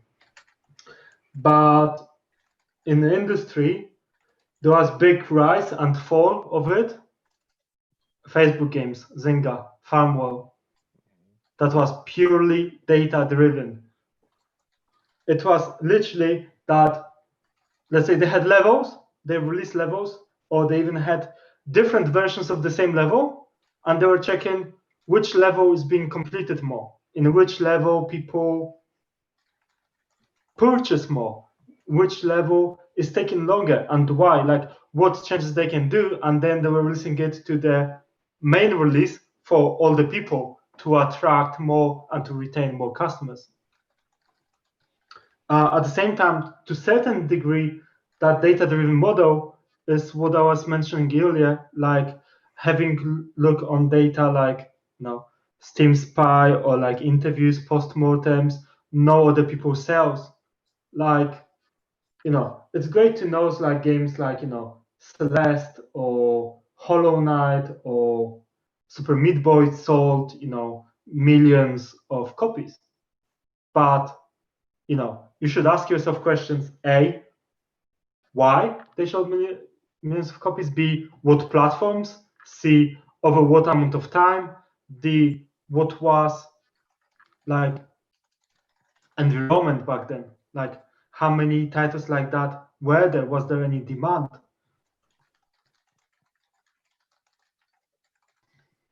Sorry for that. Okay, so we have one question. Yeah, I just wanted to finish quickly. No, it's fine. It's just like sneezing due to hay fever.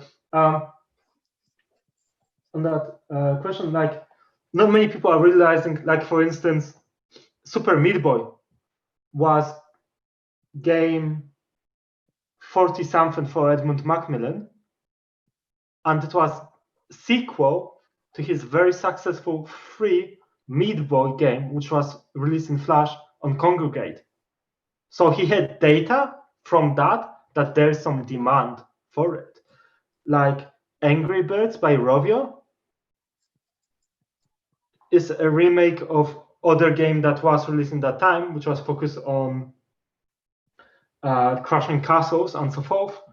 But because of better art, better gameplay, it attracted young people, and now Rovio is no longer development house. They are making more money through media like toys, movies, animations, marketing. Like the game sales are insignificant proportion of their income. Like they built a brand from indie studio, and it was also the game number 50 or something. Final Fantasy, its own very name is that it was Final Fantasy, because at that time Square Enix like really done bad, and all the people were put on different project, and the main designer was like working on its own, asking other people to work overtime for free for him to build that game, because they also liked RPGs, and this is why they called it Final Fantasy.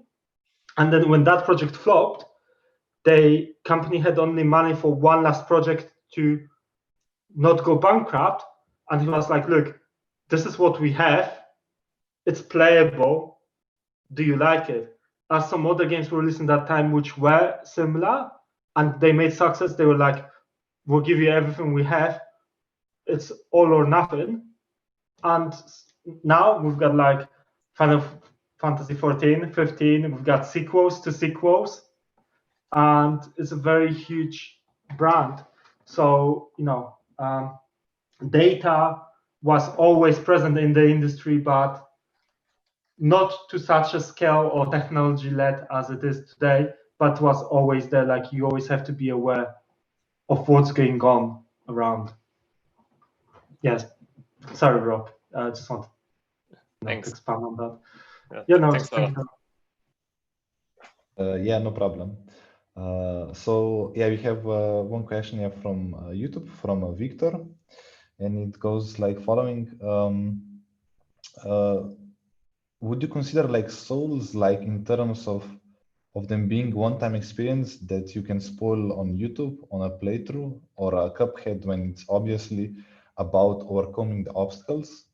And also, have you seen like Mortal Shell, a new AA Souls like on Epic Store? And do you think the experience is getting too crowded as many games like Jedi Fallen Order? Well, with games like Dark Souls or Dark Souls like you had Fallen, which was like Polish game. Now you've got like Sekiro, The Shadow Die Twice, or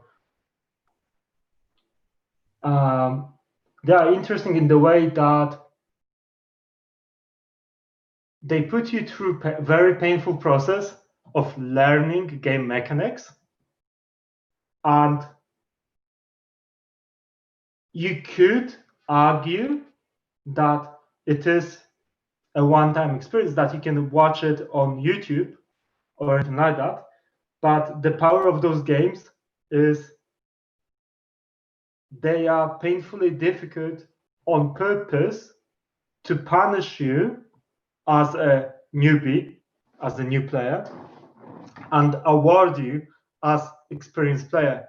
That when you play through the game like Dark Souls, like on the first go, like you're going to die so many times you're going to lose all the souls. And like I've seen my colleague like literally breaking his gamepad in half, another like throwing it through the monitor because they just like couldn't. And next thing I know, they bought bigger monitor, new gamepad, carry on playing the game, because it attracts certain part of like men's mentality of wanting to prove to be better than other men. And it's a very interesting niche. And because like speedrunners like clearly shown, like you can play through a game and get no damage. You can play through a game like with no equipment at all. You can still win it if you master like all the locations, all the techniques, and so forth, and use various glitches in the game as well. And like many of the enemies, like it's being shown clearly, like because of the open nature of certain areas, like you can just avoid them. You don't have to like battle everything, so you don't have exactly same experience where in many like games, like enemies are being put on the way of the player just to stop them, like that you have to be in that location, that you have to defeat these characters to progress and so forth. When Dark Souls is like, oh, you don't have to, you can run past them, they will follow you, but if you be fast enough, you just outrun them. And there's like lots of interesting mechanic, like the fact that in Dark Souls, if you play connected online, like you can be invaded by other player and they can just kill you halfway through otherwise unpunished run. Like always puts that tension. It's like I may not be alone, like somebody else may join any second, and it just builds very different mechanic which provides that diversification and unregular experience, and goes back as you mentioned, Rock and Victor's question, to like games like Cuphead. That's a very challenging game. But if you look online on the speedrun, like with development commentary, they're like, oh, we didn't know we can skip those bosses, or like we didn't know we can do this or that. And it's like totally perfectly valid that you don't have to play throughout the whole game to finish the game. Or that you've got like in Cuphead that you've got hidden bosses. Depending on what you do, you may activate or not those areas and those characters. And that's like extra feature that you just learn from other people, and that changes your perception on the game. Even just like in Cuphead, the variety, because you've got different weapons, the weapons give you different playthrough depending on the combination. So just that little variance gives you different experience. Yeah, hopefully that answered Victor's. Yeah, Yes. I think it did answer. Cool. Not sure if there are any other questions. Or... Yeah, hi. Can you hear me? Yeah, we can hear you, Brun. Yeah. Okay. Thanks for the talk, first of all. It was really insightful and enjoyable.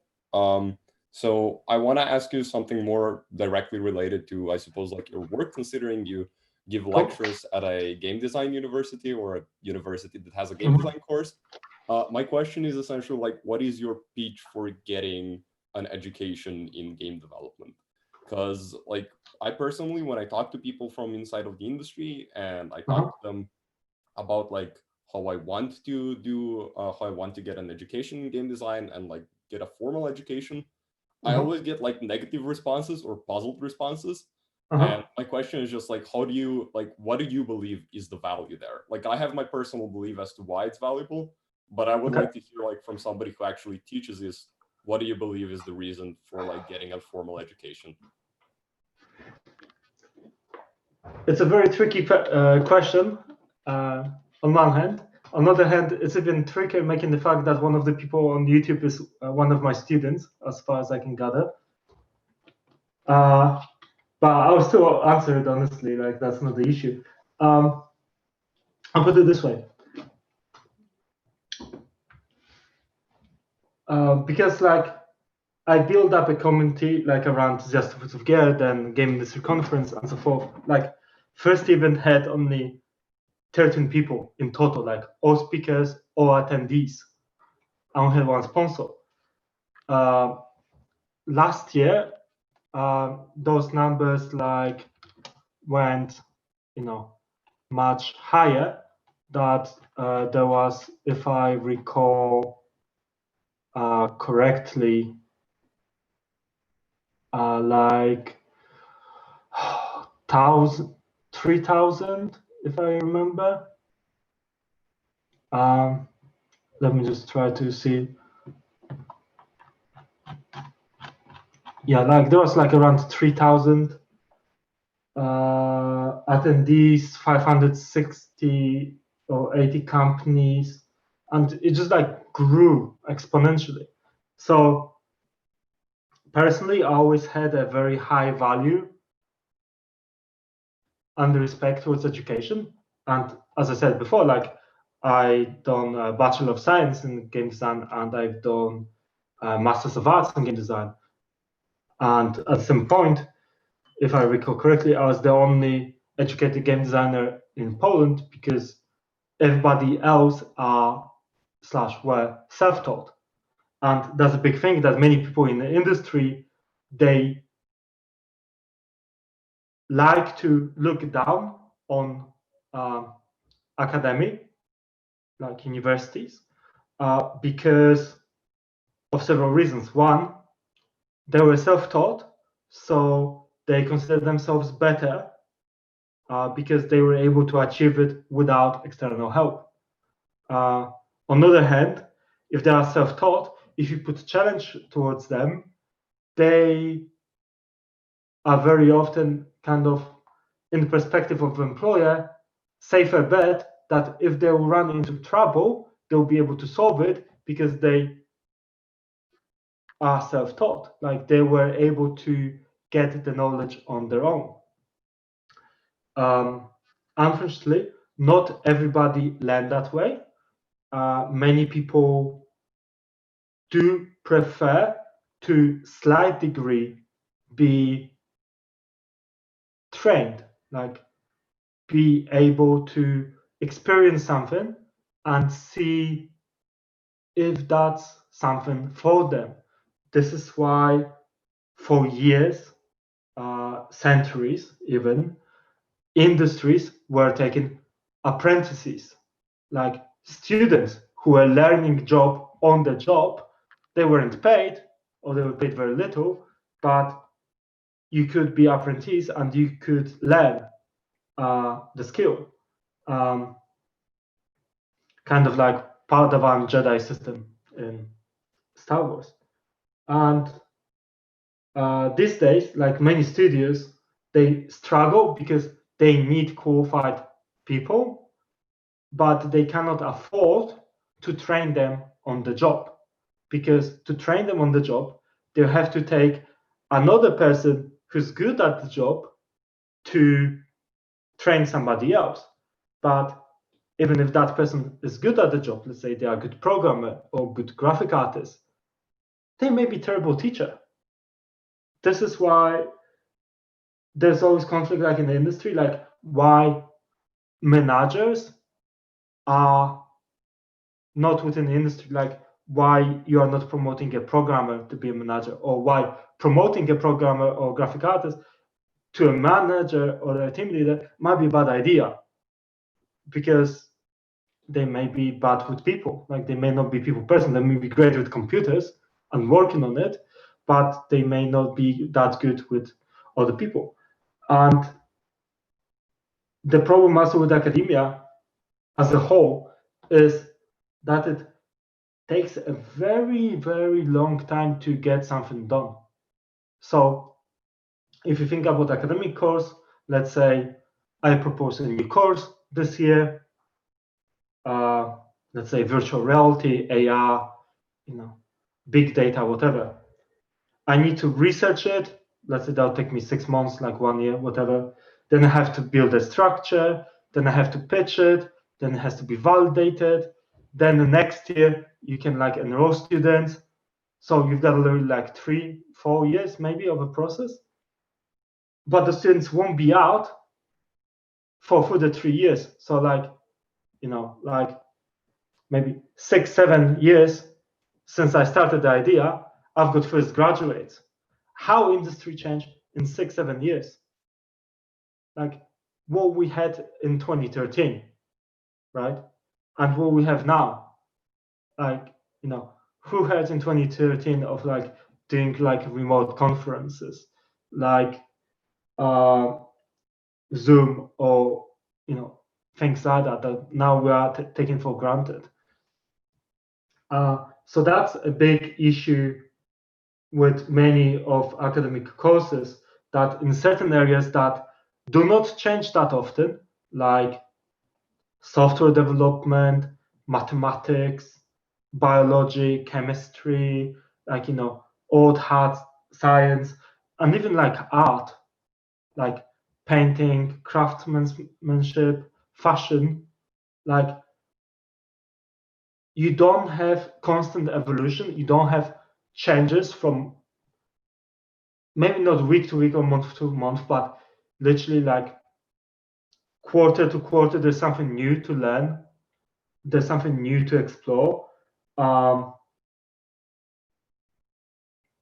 And universities do struggle to keep up with it.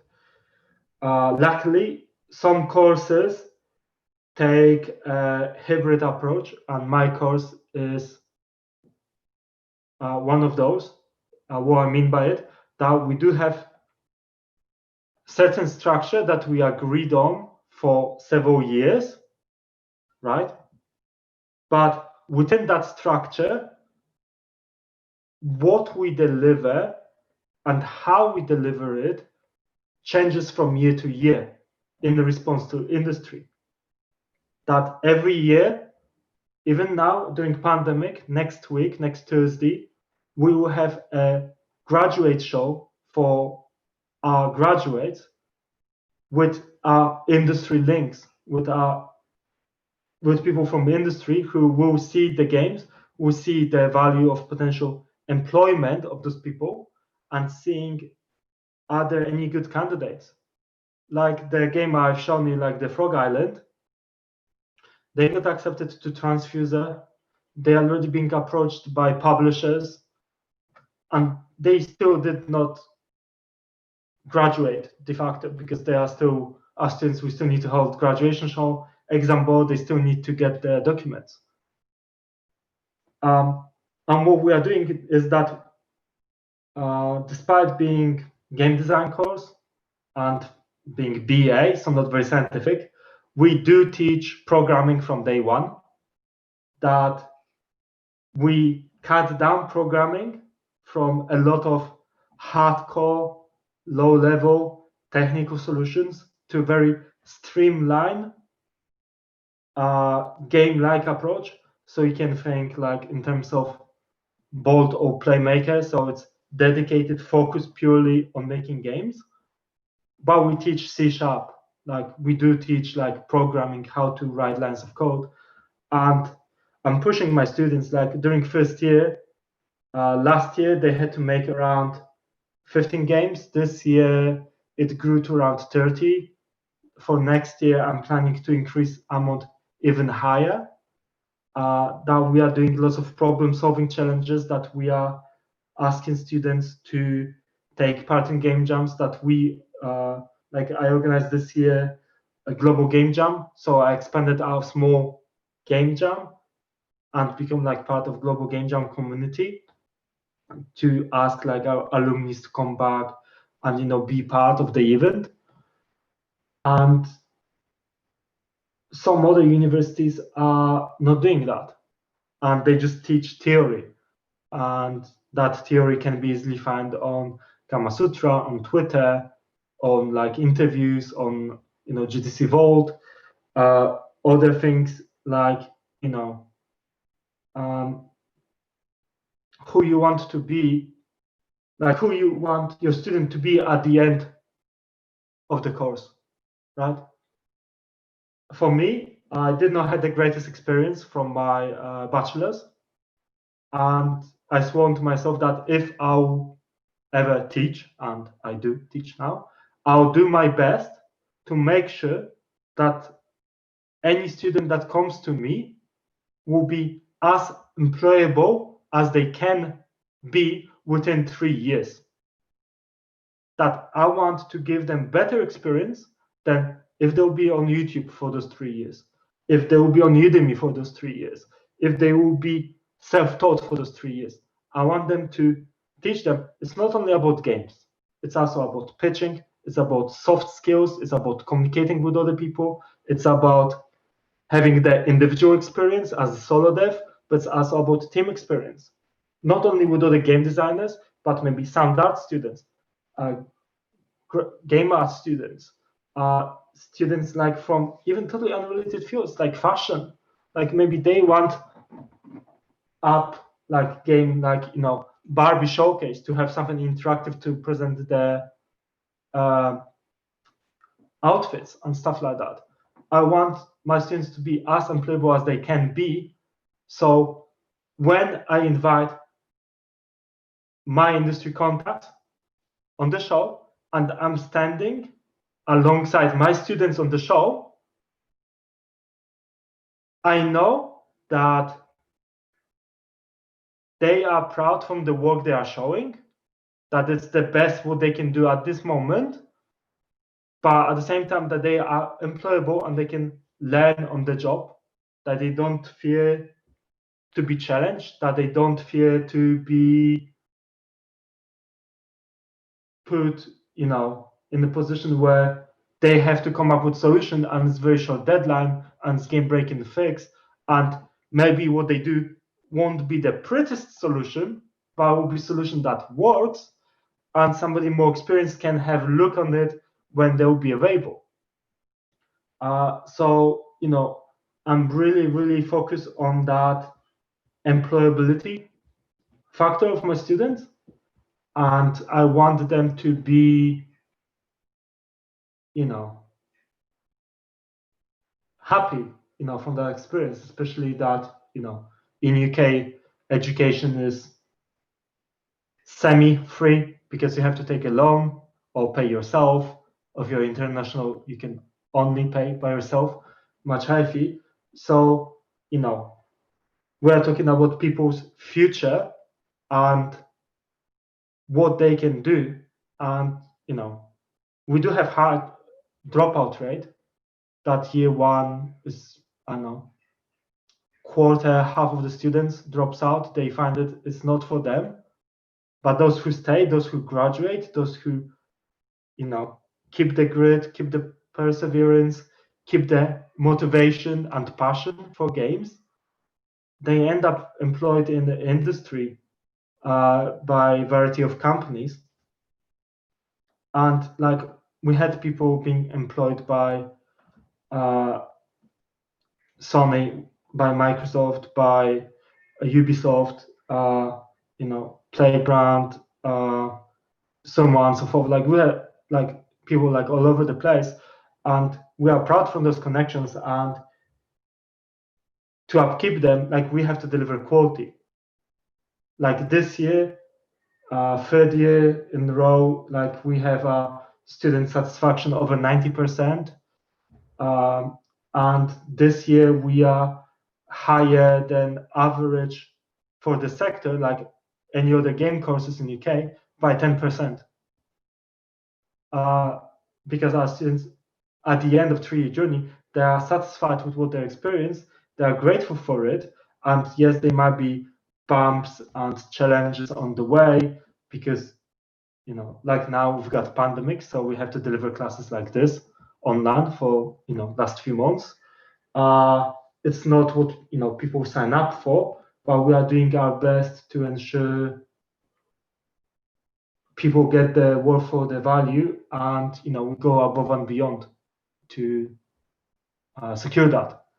But at the same time, like UK is very often commentary that there are some universities who are running Mickey courses, like you're saying, like that industry approach, that it's not worthwhile to go to university because they're not going to teach you anything and you're going to waste 3 years of your time.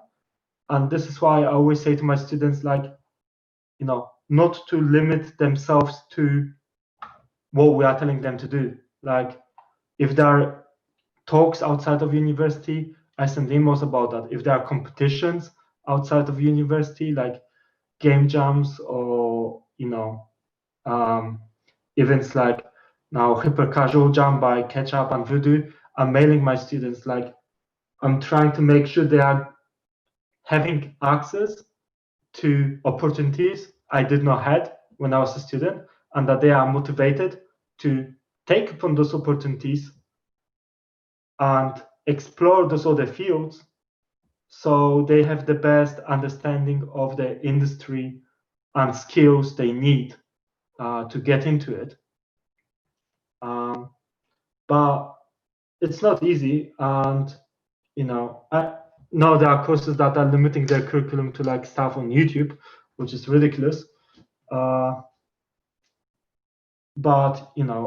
it's like with everything, like you've got good companies, you've got bad companies, you've got passionate people, and you've got burnout people. You've got people who are somewhere because they have a mission. You've got people somewhere because it's just job for them. So I cannot say all game courses are bad. I cannot say all game courses are good. And I'm not going to name any of those courses either, because it's not talk about quality of game courses, but I do think there should be like some research done in that area. So yeah. Speaking too much. No, thank you. I mean, like, this was still very insightful. So thank you for the answer. No, you're welcome. I also like just need to add, like, in different countries, you've got totally different environments. Like for many years in Poland, like we had very good courses that were teaching programming, and majority of the graduates went to programming jobs like at Intel and other companies. Some of them did work in the industry and they were good programmers. But like there were no game-specific courses. Now they start appearing, and some of them are great, like Gamedec in Bydgoszcz, but they don't teach programming. Like they are solely focused on game design as skill set. So they have LARPs, they've got tabletop games, they've got board games, they've got digital games as well, but they use more visual tools. So like think Stencil, Game Maker, Click Fusion, Construct, those type of things, rather than programming per se. They don't focus on art as much. But if somebody is artistic, they support them. If somebody is very specific on a certain career, they support them. But because of the variety as like gamification and so forth, they can deliver great graduates that have great oversight of industry and many practices. And they work brilliantly on that. And here I'm having a guest in the background, which is also brilliant. Hello. So yeah, to the whole world.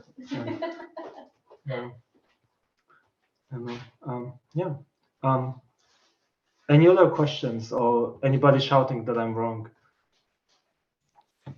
Yes, there are some other questions also.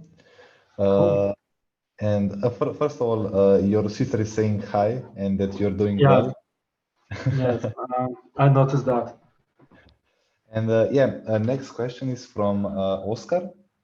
Cool. The question is, any particular trends you expect to see in the future of the game industry, since games are becoming easier to make, but it's also harder to get noticed and succeed?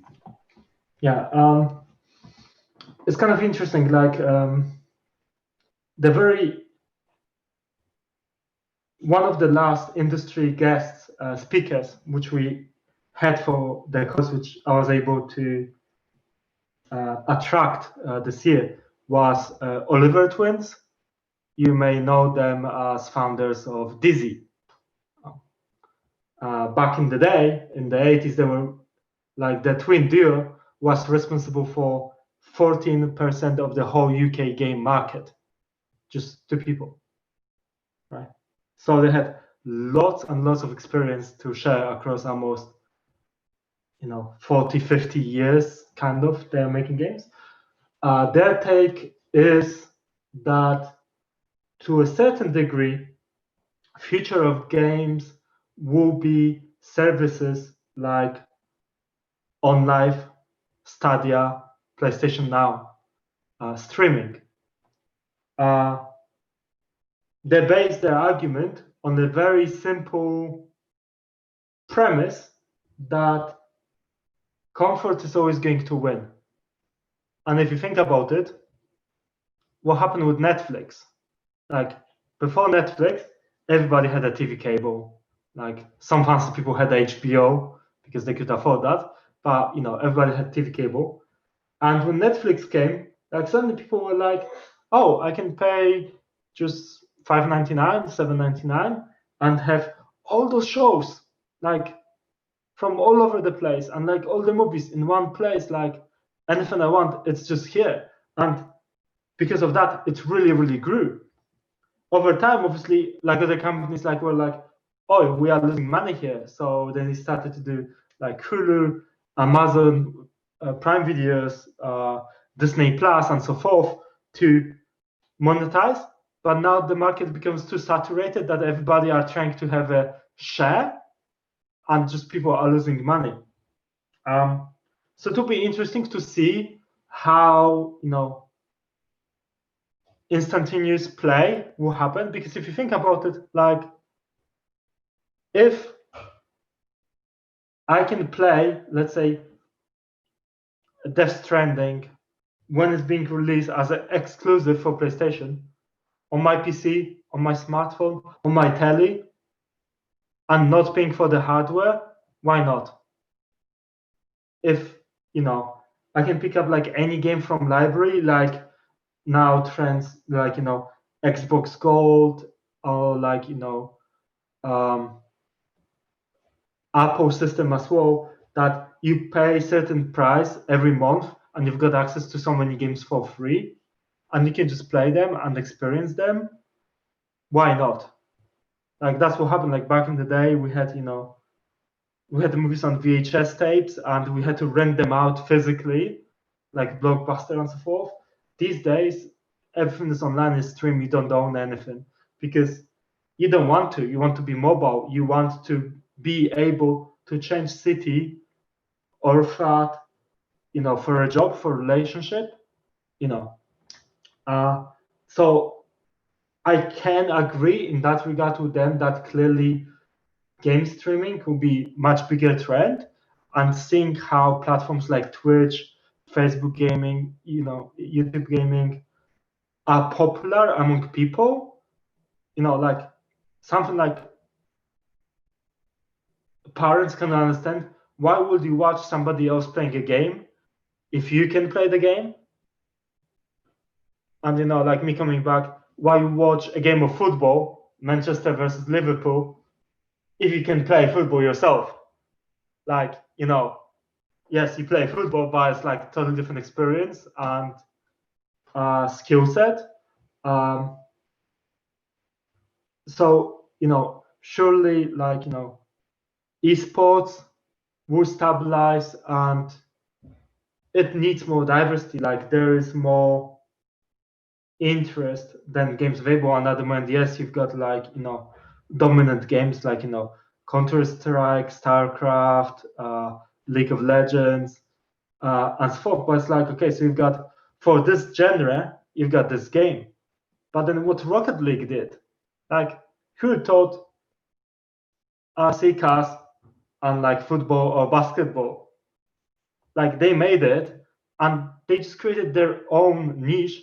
They've got their tournaments, they've got their own money, and, you know, people are attracted to that. Like, you know, indie games like, you know, mentioned in the presentation, like Celeste, like that, people spending hundreds of hours to max out the game, to get every single strawberry, to get, you know, best time everywhere. And other people are watching their streams, are part of the experience of the journey, and are paying their money to support them so they can do it. And, you know, if you can create games for that kind of like purpose, as like in the talk mentioned, like instead of being single experience, like, oh, was that it? Like more like something you can get back to and play again and again. Like, you know, Space Invaders was the first game with a high score.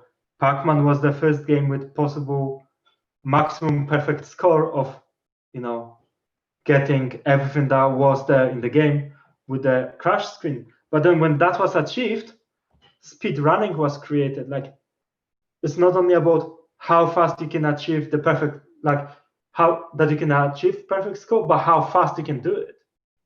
And that's like going back to like Dark Souls. Yes, you can have this casual experience of dying and dying and dying, or you can, you know, play very hardcore, like how fast you can finish this game. Are you doing it any percent, or you're doing it 100%, or you're killing all of the extra hidden bosses that most people even don't know that they exist because they did not follow plot lines as much and they did not discover how to attend the areas where they are hidden. So there's lots of potential for growth. And, you know, like I was showing, like numbers of the games released on the Steam, like, yes, maybe it dropped from 9,000 to 8,000, but still in thousands. Like there are still games being released, published. Like even the game, like the Gatwell, month-long jam, released on Steam, made some money for developer. Some people liked it enough to set up speed running community, small, but there is. But because the game is very short, there is no initiative to try to top up like near perfect score. So, you know, a game length is also like kind of like crucial fact. But it's like, you know, when I play Celeste, it's like I play the game and I was like, oh yeah, that was a cool experience. And then, you know, like I was satisfied with it. And then it's like a new chapter. I'm like, what do you mean new chapter? My thumb still hurt like month after playing the game. Then, you know, play through another. It's like, oh yeah, okay, now I'm done. Like, and then it's like, oh no, but you've got like the Heart of the Mountain, which is another section. It's like, Jesus, wow. And then you learn the golden strawberries is not only, you know, normal strawberries that are so golden. There's not only blue and red sides, that you've got also C side, D side, and D side. And it's like, Jesus, like there's so much content and difficulty in the game, and it's just like more and more and more. And it's all there available for you straight away, but you don't know about it. Like you discover it and you appreciate the value more and more and more over time. And that's kind of like a great experience, I would say, to be able to build that. At the same time, I'm not saying everybody, let's build another Celeste or, you know, another platformer for that sake. But, you know, it's worthwhile to think like what you want to do, like games like I mentioned, that Dragon Cancer, which is consumable game, which is very emotional and difficult because it deals with, you know, cancer in a child and how parents are dealing with it. It is something that even if you want to talk with somebody about it, if you've got any empathy in you, it will be hard for you not to have your voice broken because it's a very emotional experience. And you don't want to spoil it for the people. And, you know, you'll be just, you know, I don't want to tell you about it too much. I don't want you to watch it, play it. Even despite it is that consumable game, because of the impact it makes on the individual, they are making a decision like to recommend it to somebody else to play, to experience it, rather than just be like, oh, you know, this and this happens and that's it, you know. Oh, sorry, I meant to say spoiler alert, but I forgot, you know. So it's very interesting, like, you know, still, like in the last few years, like on mobile, like the hyper casual games, like very easy to pick, fully randomized, but people get sucked in, you know, picked up.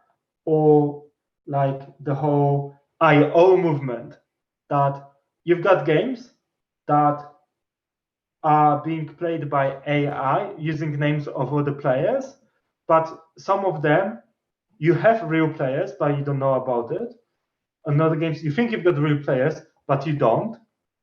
And in even other games, developers went as far that, and it's even present in multiplayer online shooters, that when you have bots, they are being taught by machine learning, by player movements, where the players jump, when they wall run, where they land, where they shoot, to make the AI act as a player, so you cannot distinguish the two. And, you know, I do think there's a lot of movement in that area, like data-driven gameplay, machine learning, like making you feel that you're part of community, while that community may not be real. Like, you know, like stupid example I can give you, like where it can benefit. Let's say you play Left 4 Dead or, you know, LOL or Counter-Strike. One of the players drops out. You're on losing position straight away. But what if instead, what will happen if the player drops out or has disconnect?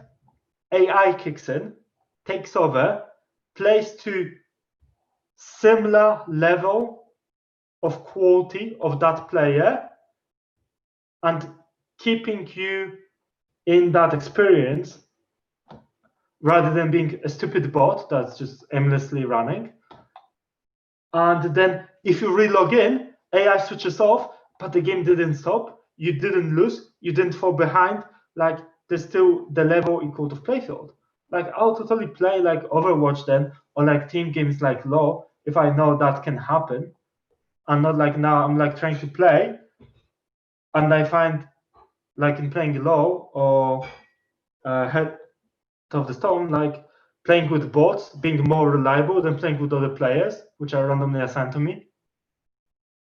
Because I know what level bots will play, so I can match like difficulty level of my enemies at the same time. So, you know, that's clearly that's something like people like indies can, you know, worked on. Like there's like lots of, you know, algorithms available now being released in public domain that help people to create really amazing things and development. But once again, I'll send you to DGC Vault just to show you what you can do or what you cannot do in that regard. But yeah, I'm not sure there are any other questions. Are there any other questions? If not, then I have one or two. So you showed some software toys like the Town Scraper from Oscar. Yeah. And I have been following him like on Twitter, and the development like for me is like from technical aspect is really cool. And I also like went back and like saw that he also made like the prototype that you showed on Tumblr, and also the whole like whole like earth or like world that you also like build up, right? And what's like your like perspective like on like because like when I saw like all of the progress, like I didn't had like incentive to play that game or like try that toy, because I know that I would like probably if I would buy it, I would like play for like I don't know 10-20 minutes and then I just like leave it behind. Like I just know myself that I would like, just wouldn't bother anymore. It's like it all depends really. Like if you think about it, for instance, when I was a kid, I was addicted to Lego. Like I played with Lego like hours on end, right? That's a very sole purpose. I'm not going to ever buy or purchase Minecraft because I know I'll just suck in for thousands of hours. I'm perfectly aware of that. So I'm like, I can watch what other people do with Minecraft on YouTube. I'm happy to talk about Minecraft. I'm happy to teach about Minecraft. I have a perfect understanding of Minecraft. I'm not going to play it because I know how much time it's going to take me. On the other hand, some people are like, oh, you built this. I always wanted to recreate my town, or I always wanted to recreate that location. I've got fond memories where I went with my grandma, or my grandparents. They passed away. I don't have a picture, like, and people are doing that, and they are sharing those stories on Twitter. And other people took a job that, let's say, they find the interesting angle of someone's screenshot, and they are painting over it because they are artists. They are not interested in Town Scraper as Town Scraper on its own, but they're interested in unique shots of buildings or locations other people create, and they're using it as a foundation for their own practice.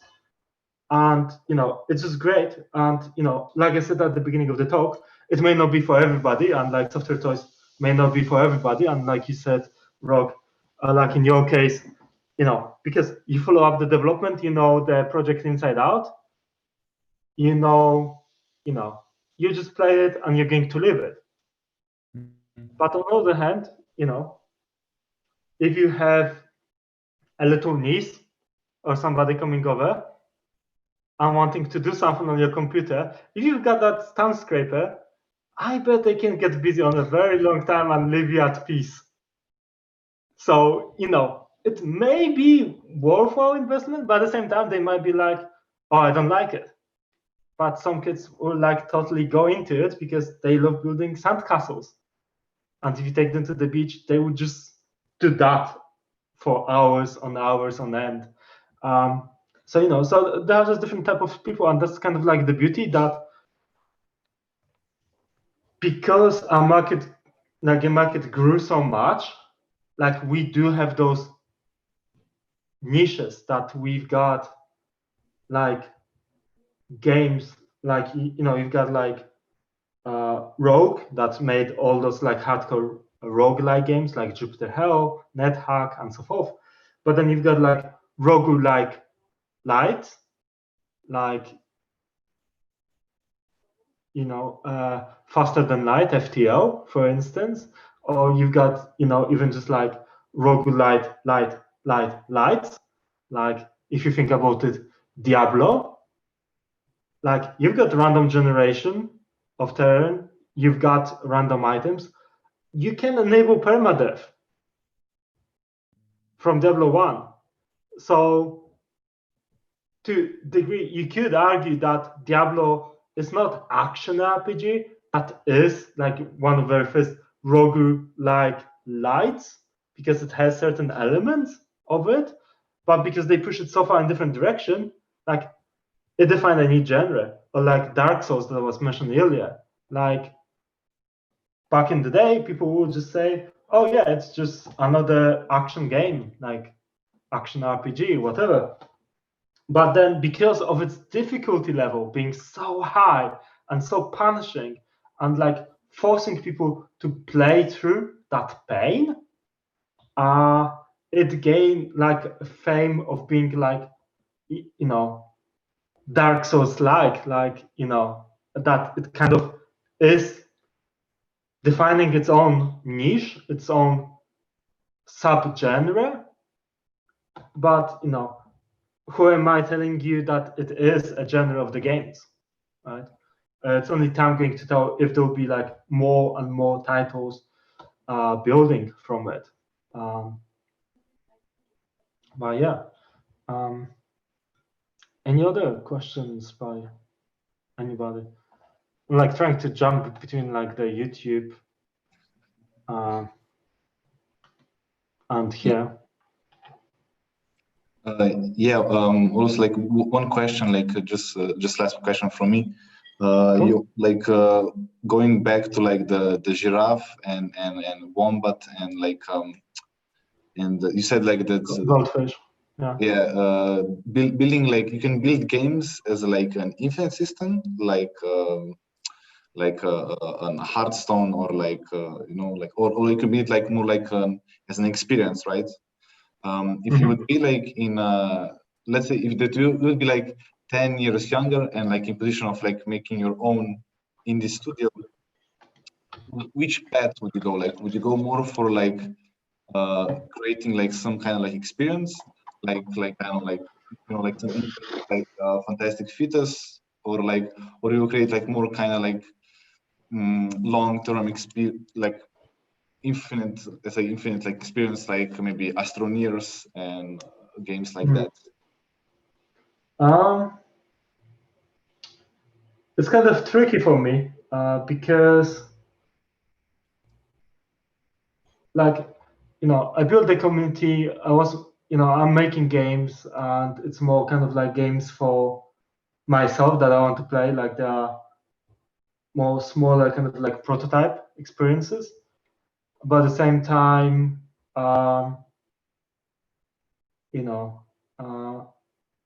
like the examples you brought up, like a Fantastic Fetus, like, you know, it's something that I did not mention here, but, you know, games can be political statement. They can be cultural statement.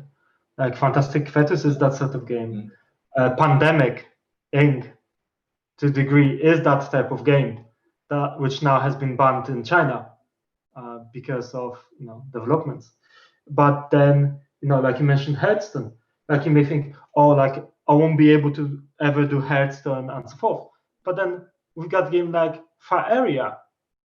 It was released after Hearthstone by small indie studio, and they are relatively successful. Like they're still around, they're releasing new contents and they're changing lots of things. And even like big Hearthstone streamers like Creeperian were playing Faria for a certain time until the some patches came in and the favorite combos got like banned. So then they stopped playing. But you know, I also had a project, I think it was in 2015, that I was working on an Excel spreadsheet that was trying to analyze how Hearthstone team, which started as a very small team, like 6 people, evaluates their cards. So how much attack, health, all the statistics, keywords impact on the cost of the card, and which of the cards are under cost or over cost or are perfectly balanced. And I've done it like for, I think, all cards which were back then, like all the class cards for all the classes. And I didn't start like neutral cards, but I was able to see that the cards I evaluated that are under cost, they were in every single deck. The cards I evaluated were over cost were in no deck at all. And it was like on the comparison, just like with all other cards from other classes. And that was kind of like, you know, interesting for me, like design experience. And it is something like kind of spoiler alert for my students in channel that I'm hoping to do maybe for, I was planning to do for next year, but I don't think I'll have enough time to build, because Hearthstone is made in Unity. Like I want to put it out there, like it's made in Unity. Like I want to make a basic card game version of Hearthstone, like the basic interactions, and then have students make a card each for every single year. Like they're in, and then build the decks around that, like maybe new keyword, new mechanic, and trying to balance it out. And just like showing to people, like, look, you can do that. Like both of us, like before the talk started, we talked about brackeys, and like he even has one tutorial how to make Hearthstone-like card, showing how they're making it. But obviously, you know, those online tutorials, they don't go into detail of how to make game like Hearthstone. They just show you like very small element of it to, you know, inspire you or, you know, boost views or anything like that. But, you know, as I said, like those games are within reach, like Hollow Knight, like, you know, widely successful game. It started in Stencil. Like, I don't know, guys, like if you like looked on Stencil, like there's like no scripting, it's just like visual code. And that was like the first version that they were showing on the Kickstarter, which got them funded. And only because of that, they were able to afford a proper programmer that moved the game to Unity.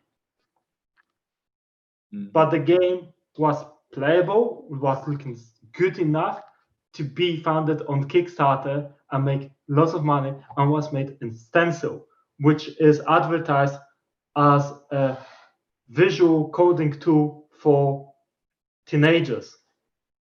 It's not being advertised as tool for commercial game development.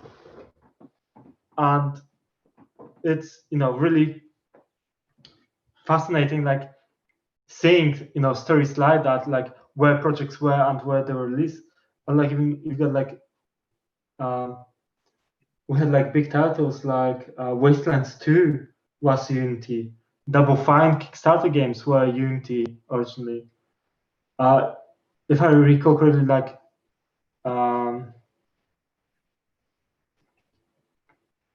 some other games on Kickstarter, like the Planescape Torment, the sequel, like Torment of Numenera, was also like made in Unity, and that was boosted Unity. Like all those multi-million, highly successful Kickstarter campaigns who decided to go with Unity as their tool because it was so flexible. It was an Unreal Engine, which is also very good, more for 3D games, because making 2D games is too hard in it. But also, like, that's other thing, like pick a tool for your skill set. Like now, for instance, Unity released just yesterday a note that they incorporate Bolt, which is the visual scripting tool that they purchased through third-party company Ludic, to be compatible with 2018, 2019, 2020 LTS versions and to be supported. So now, if you're not a programmer, if you're a designer and artist, you can make your games in Unity for free. Like, you don't have to learn how to program, because Bolt is going to convert the actions you want to make into code. It may not be as efficient, but it might be good or as fast. So I don't think it will be good for game jams in particular. Yeah. But if you want to make a game and you cannot afford the team and you cannot afford the programmer and you don't want to spend your time to become a programmer because you're an artist or you're a designer, there's a solution for you. And you've got games that were using like tools like Bolt, like Playmaker. It was like game released by no code, like Observation. Like, it got several hours. I think it was, if I remember, it was even in BAFTAs. It was made in Playmaker, in Unity. Like, no programmer on the team. This is why they call themselves no code, because they, through majority of development, they had no programmer on the team.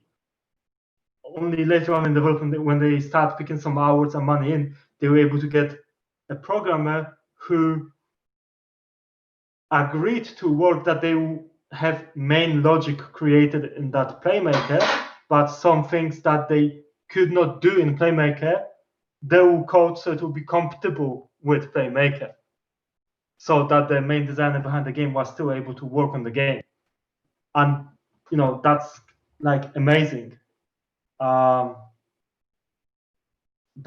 we've got those tools that knowing how to program gives you freedom, but it also costs you time to learn it and to develop an extra skill set. But because of that, you are potentially more employable, because now lots of designers need to know at least some basic primitive scripting and how to create the tools in Unity and stuff like that. And that's something worthwhile exploring. Also, that you don't have to go into industry and be game designer or game programmer. Like, you can build tools, you can do QA, you can do localization, you can even work like community manager, like deal with variety of other things. And then by being already in the industry, like talking with people, go on lunch and like talk about ideas or like show your prototypes, projects, and be shift within the company such way. Like, have your goal in mind, but no, you don't have to get to that goal straight away. You can take different route to gain experience, that you work somewhere, that you have better understanding of all the processes and development. But yeah, that's another long answer. Probably know why my students don't like me that much. Just kidding. It answered the question really well. Thank you. Yeah, and there's no need to search on Google. Yeah. Yeah. Any other questions? Like, I haven't seen anything in the chat. Yeah, I also didn't notice nothing. So if this is the last call, and if not, we are gonna finish this amazing session. I guess we can wait for a few moments, because YouTube is a little bit like few moments behind the actual. Yeah. I've got YouTube open, like, but I've got it muted at the same time. So you know, I'm just like saying, "Oh, what is this? Oh, okay. Nice." It was helpful with presentation, like to see, is the slide showing okay? Oh yeah, okay. I guess this is it. Thank you again, Thom. It was a fantastic presentation. I think you you kind of summarized a lot of talks from GDC World and a lot of your personal experience, and I think it was super helpful for all aspiring game designers and also game developers in general, and to get more insight into this. So thank you again. No, you're welcome. Hopefully, you invite me again on a different subject. I definitely will. And thank you for having me, and it was fun, and we'll see how this talk will end up. It's almost, well, almost 3 hours talk. Yeah. Yeah, fun. Cool. Yeah, always. So thank you very much, Rock, and thank you very much, everybody.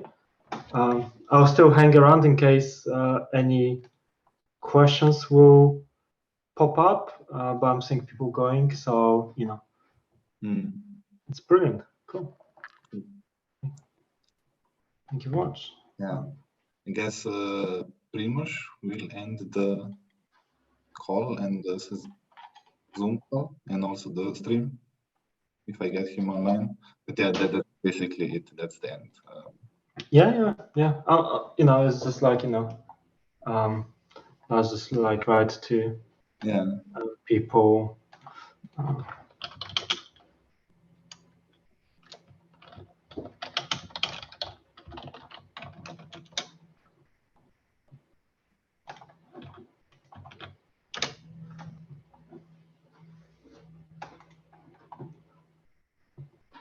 Cool. Yeah. See ya.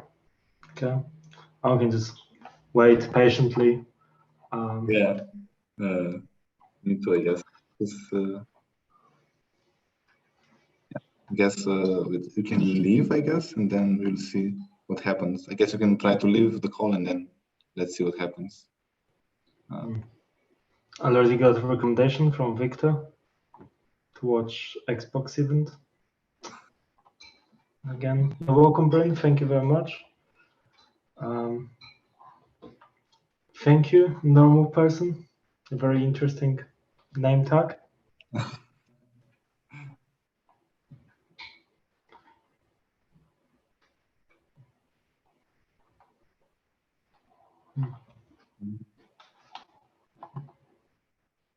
Give me just a second. I will be back. Yeah.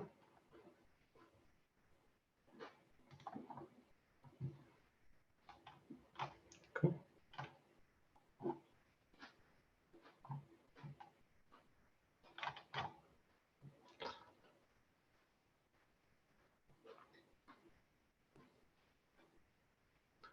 Still 14 people watching on YouTube and nobody commenting. So yeah, don't forget to click like and subscribe. That's probably what we should start the stream with, but hopefully, Rock is not here, so he's not going to get upset by me saying that.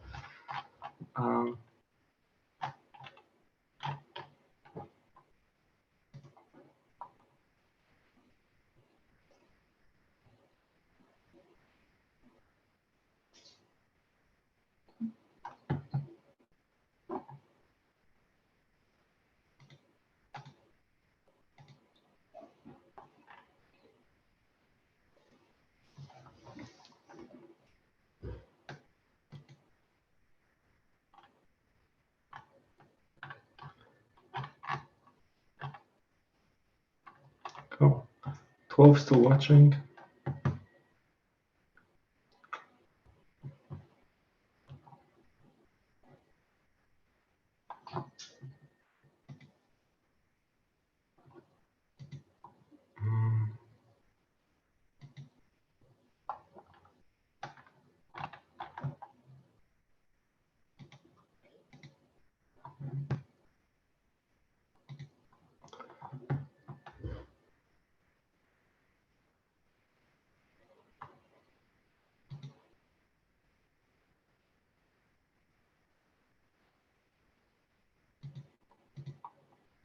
Okay, so on Zoom, it's only organizers.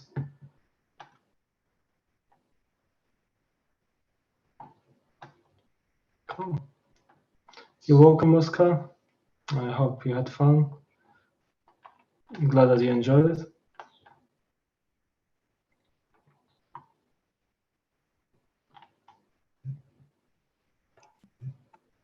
Okay, so I found the button to end the stream, so I'll end it, and yeah, we will still be in the call, but just I guess end. Yeah, no, that's no problem.